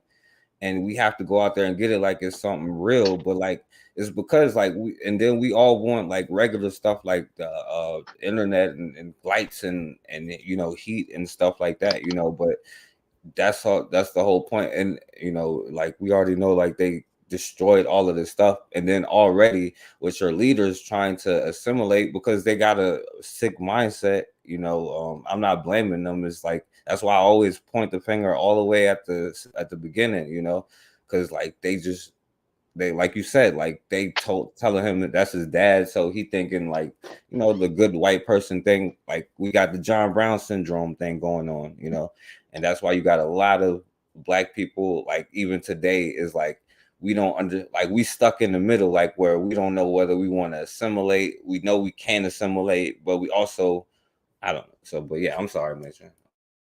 You don't have to be sorry. You didn't do anything wrong. There are a lot of people caught up in the conundrum of wanting to fit in, but knowing that they can't, you know?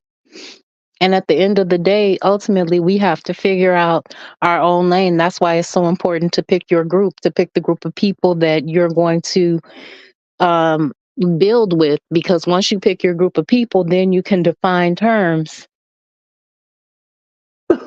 I agree with that, and I know when I say this is about the forecast because he said I'm an individual.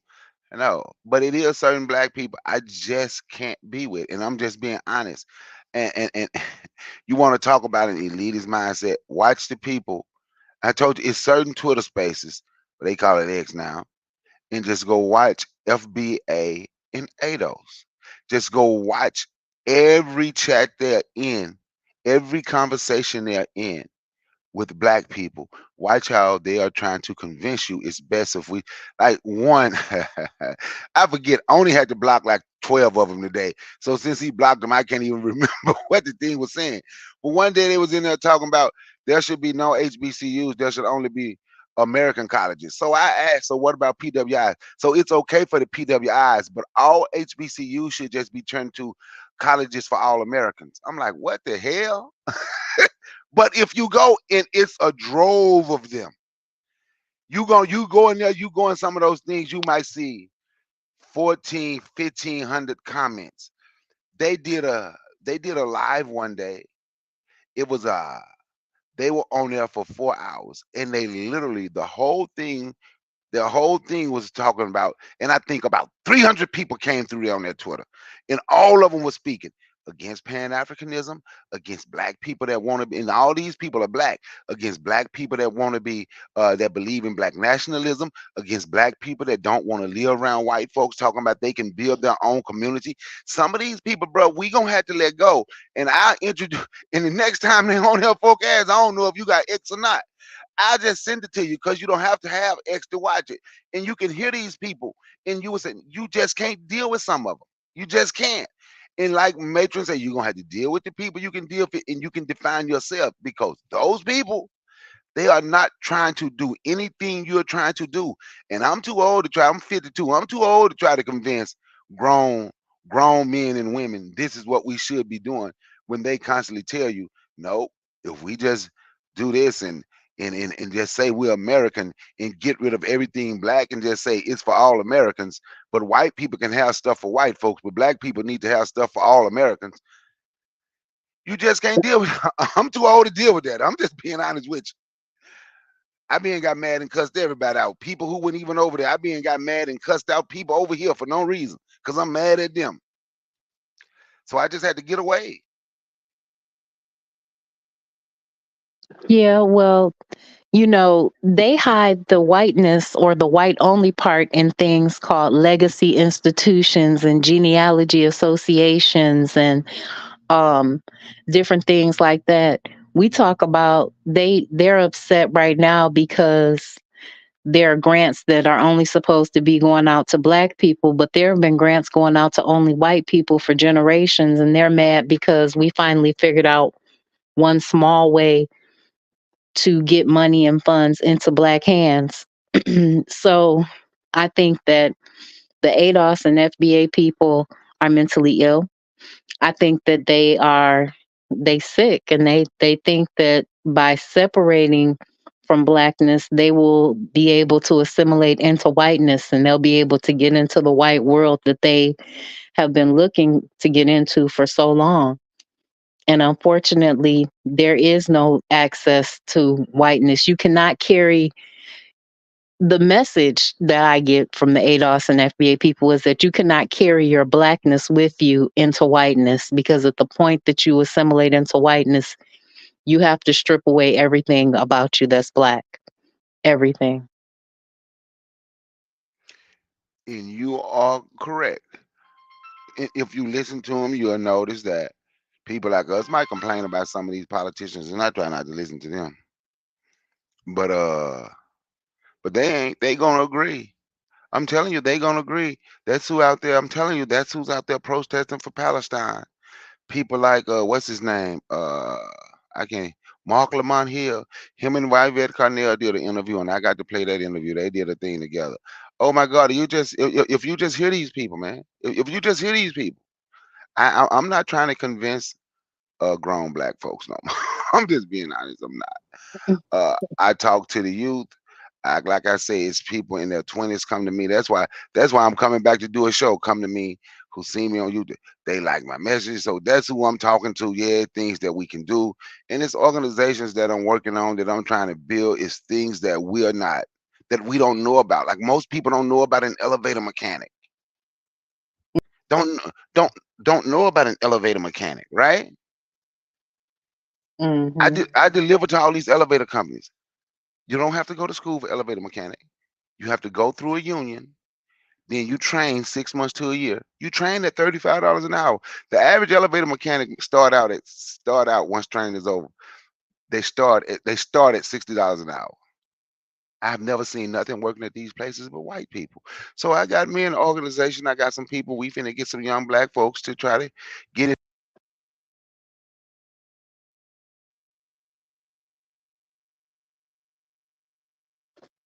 Bakari, are Yeah, I you think. there? Oh yeah, he He fell out. dropped off.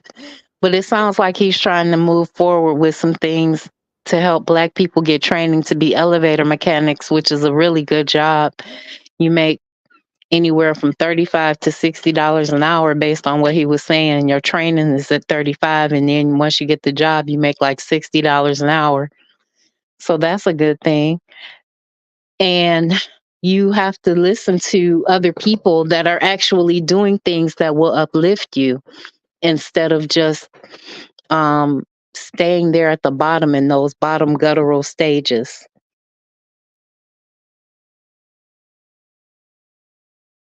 KW Don 7 says Mark Lamont Hill and Ebony K. Williams were fired from the Grio. That's a good thing. Um, Forecast, did you have anything you wanted to add? yeah, I'll say this right. Because with Mark Lamahel, and I think he's against like the. I don't know if he's, but and the lady, she's like a biracial chick, like and then even the other dude, Tone Talks, he been saying like suspect stuff for like years, even before people knew who he was. Used to be on this radio show, right? But I would say this, and Bukari left. So I won't even say it like that. But my thing is like, I understand like what people be saying like that. But my thing is like, I think that a lot of times, like even with Bakari, it comes with like a bias to where it's like you looking at it just like one group, like, and then you let all these other people, right, just because they say something that you might like, but they're no better. You know what I'm saying? Like, and then when I be like, I'm not hard on the coons, but like sometimes I think that like we give exceptions to people that we like. And I would say we got to have the same energy for coons or clones around the world, you know what I'm saying? And not one specific group, because I used to, I stopped still doing it because Bakari don't like to hear it. I listen to crazy stuff from black people and a whole lot of stuff all day. I listen to like everything. And so I hear a lot of stuff that they're saying. But also, like, my thing is like, it's certain things um like we only call out one side when people say suspect stuff about whatever, you know what I'm saying? Because you start putting it into this thing. And that's why I don't even get into that whole thing, because when people say that, you start seeing like, oh, well, most black people think that, you're talking about all of us feel this way or whatever, or we're supposed to be doing this or supposed to be doing that. And, I say all the time, you're not no American. We say clone stuff all the time. We're talking about Harriet Tubman don't exist. All of these other things, slavery, slave trade don't exist. All of this crazy stuff. But then we also excuse like the anti-black behavior on the other side just because they say certain things that we agree with. And I think all of it is just as dangerous. And this whole conversation here, I think, is manufactured this time. This is a conversation that we always been having. But this time, I think, yeah, of course, they put people in there to get you arguing and divided. And now that we have the internet, instead of like talking, we just like arguing. And what can I say? Oh, well, black people in America do this, but look at the people in the Caribbean or Jamaica or this or that. You know what I'm saying? Like I was listening to the other thing where they was arguing about, I didn't even know who the guy with Kai, whatever his name is. And he was like, oh, black Americans don't have, or even the black British thing, you know what I'm saying? Because now it's a thing between black people and the black British. And I understand, like, but anyway, let me stop right there. So I'm gonna just end it right there.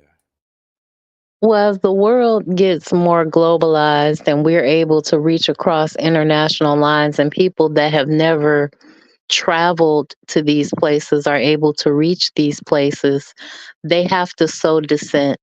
They have whole government departments, not just the military, but government departments that sow dissent. And they get awarded. They have awards for it. Can you sow dissent amongst the American people? How strong is our democracy? And they start off by talking about the fact that this is a test of our democracy. So I agree with you that they just want to separate us in any way, shape, form, or fashion that they can. And I believe that there has to be a culling of the coons, because until we cull the coons or we decide we're not going to listen to them or build with them, even for entertainment purposes, then we're not going to make much progress, because we still have this element of coonery and foolishness that is sowing dissent within our population and within our community. Greetings, Brother Bakari. Can you hear me? Yeah, can you hear me? Yeah, we can hear you. Yeah. I had a call. My bad. I had a phone call. But folk can't say I'm biased, and I was biased. But I don't deal with them fake. I don't deal with them fake. Those people over there from no Pan African to Strike Back. I don't deal with them folks, no more. I don't No, deal. but my I point, but would. my point is though, I understand your notice, point. But what? but listen though, But what even I'm just saying now, is, like you didn't say both sides. You just said like only one side. because Even I'm just talking. now. Yeah, because I was talking about the side that all see. One side don't always come in certain spaces just putting down black folk. The other side is always in there, and you would have to be on Twitter or X, whatever it's called. You would have to be on there to see that. One side, the other side, who you say I'm biased, they are not in those. They are not in those chats. They are not in. Actually, they come when they do come. They come defending. So for the most part, it is one-sided, especially on Twitter. It's one-sided. It's FBO and people that call themselves FBA and people that call themselves ADOS. It's literally one-sided. They are the ones. They are the ones that create rooms with 300-400 people doing lives. They are the ones that do this all of the time. So on Twitter, it's extremely one-sided. On YouTube, not so much. On Instagram, I don't know. But on Twitter, it's 98, 99% them. And if you got Twitter, I could show you. And I wish Oni was in the chat and you could ask Oni, and Oni would tell you, yes, they come to your channel. Means that they come to your thread to insult and to talk. They do it all the time. So on Twitter, it's absolutely one-sided. So that's what I mentioned was Twitter. But on YouTube, I've been told you, I've been cut off YouTube. I cut off a whole lot of folks on YouTube. I really don't watch YouTube anymore. And the sickness, I'm gonna use this before I go. Our mind, right? I don't know. I don't know if people watch boxing or keep up with boxing. Ryan Garcia beat Devin Haney.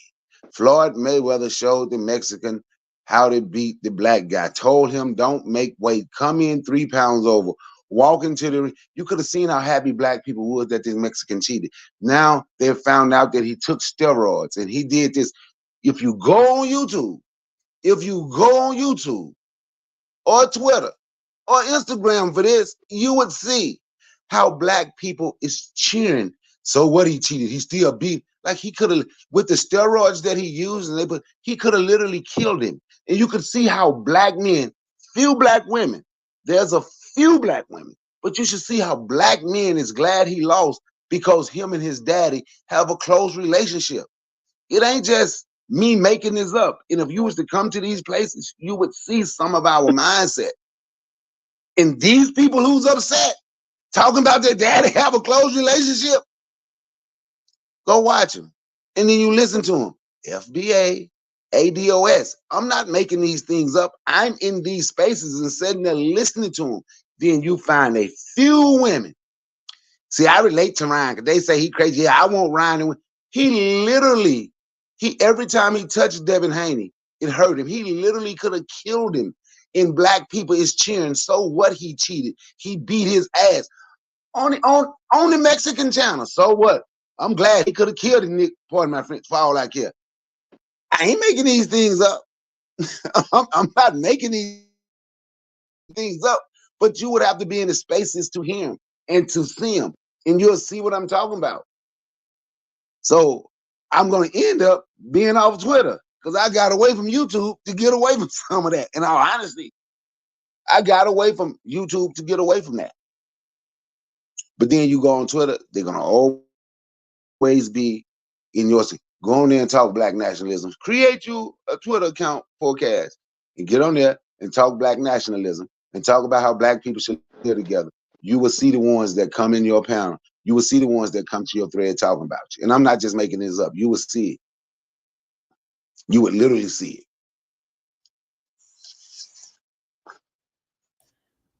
Well, I would say this, Bakar. Yeah, Twitter. If you get off YouTube, you should definitely get off Twitter. It's definitely worse. My brother, like yo, you know how long I've been sending you, like, cause you get. That's why I stopped. You know, cause I know you get tired of me sending you, cause I listen to all of these things all day. But that's my thing is, my brother. You know what I'm saying? Like, because like I said, like I listen to all type of stuff, like Mexicans, like Jewish, all type of stuff.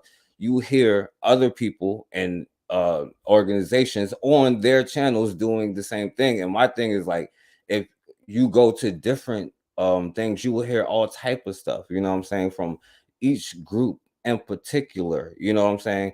Or like the other day when I was talking about the other brother and who was like Nigerian, I ain't be like, yo, he's Nigerian. This is what Nigerians or whatever do, you know what I'm saying? Because that's not the truth, you know what I'm saying? But like people use that as a dumb claim, you know, and I disagree with most of their talking points, but I'm just saying I also disagree with other people. Like Bakar, well, I know you don't, so I ain't going, because that's old, you know what I'm saying? So I ain't gonna say that, but like I see that these people are in these other chats and all of that stuff. And even say on the thing, like if I was to come on here and start talking about people of color and all of that stuff, and most of the people that be talking about guys, black people who only give a damn about no black issues, they ain't Pan-African or FBA or none of that stuff, you know what I'm saying? They don't give a damn about nothing but, like, you know, that like Arabs for some reason.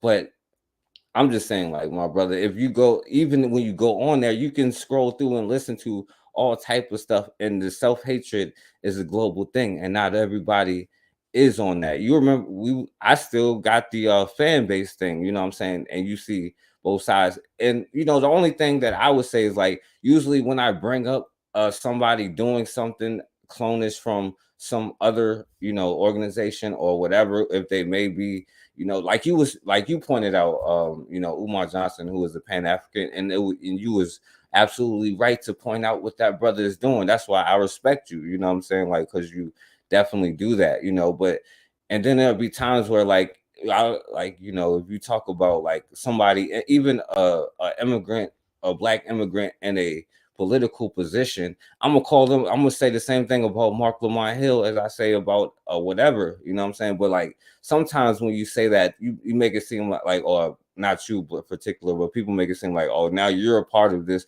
because I'm calling out this one person, or they'll make excuses for the person who is not like what they a black person in America, you know what I'm saying? Like, I'm against the whole African American term or black American or whatever you want to call it, but like I think that it's like passes for other groups, and it's always like, well, they not whatever, and African Americans have this and that, like not like I just don't give like, I don't think they should get a pass either, that's all I'm saying.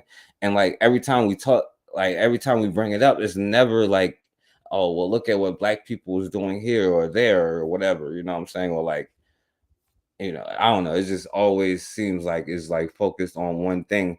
And there's a whole other argument, you know what I'm saying, because it goes into a whole different lane, but I didn't want to, take up too much time though, so I'll stop right there. You're okay. It's perfectly fine. I mean, these are conversations we need to have. This is information that we need to actually think about. So, as you said, there are a number of problems and challenges in our community, and we need to stop calling out just one side of it. It needs to be both sides need to be talked about. And if we don't talk about both sides of it, then how can we have an accurate analysis of what our situation is?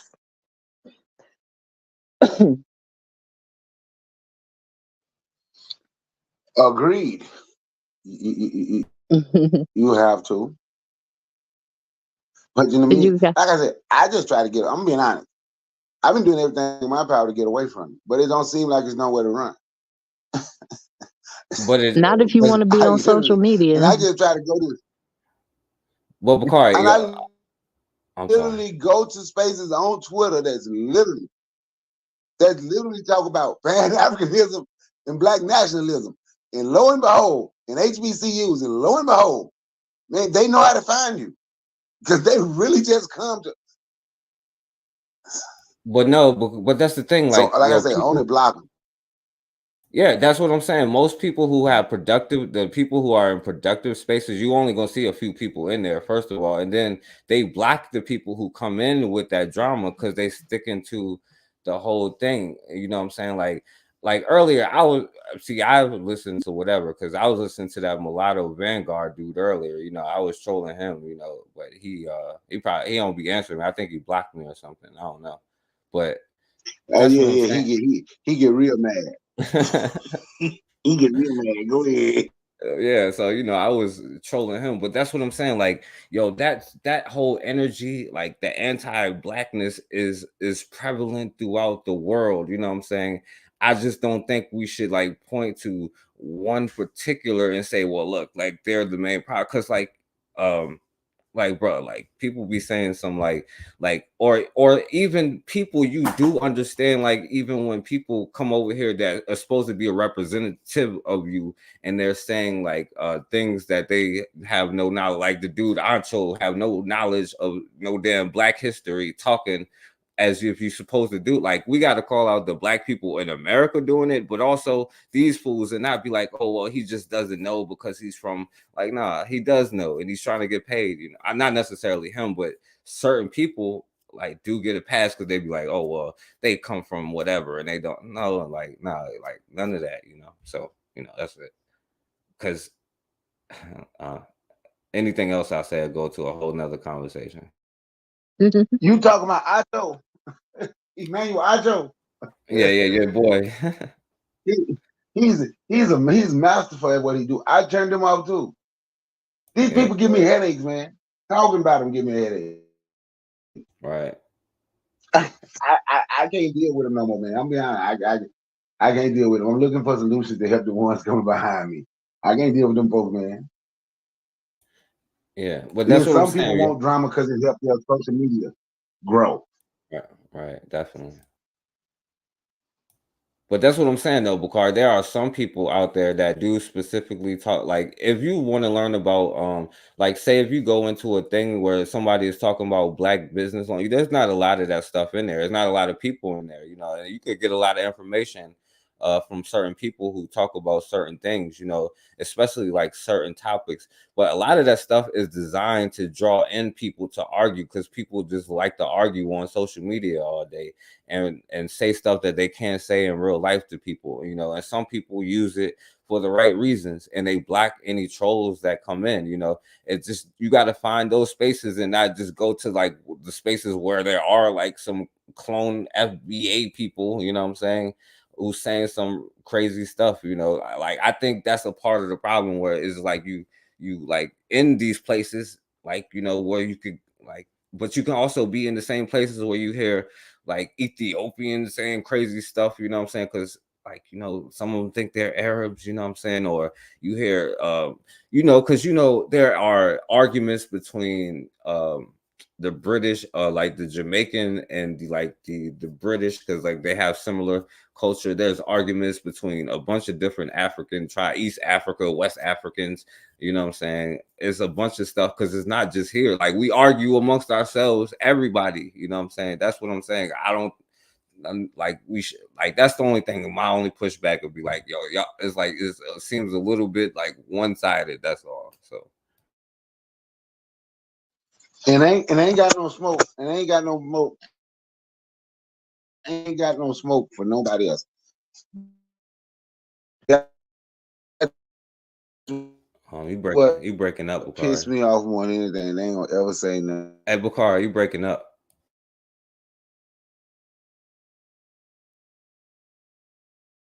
Bakari, He must be having like signal issues.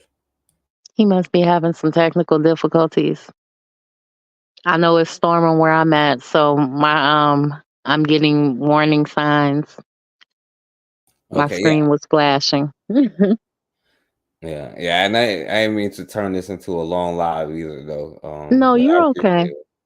it. You're always okay. It's perfectly fine. There are things that we need to talk about, and we need to stop being so one-sided in our presentation of the information.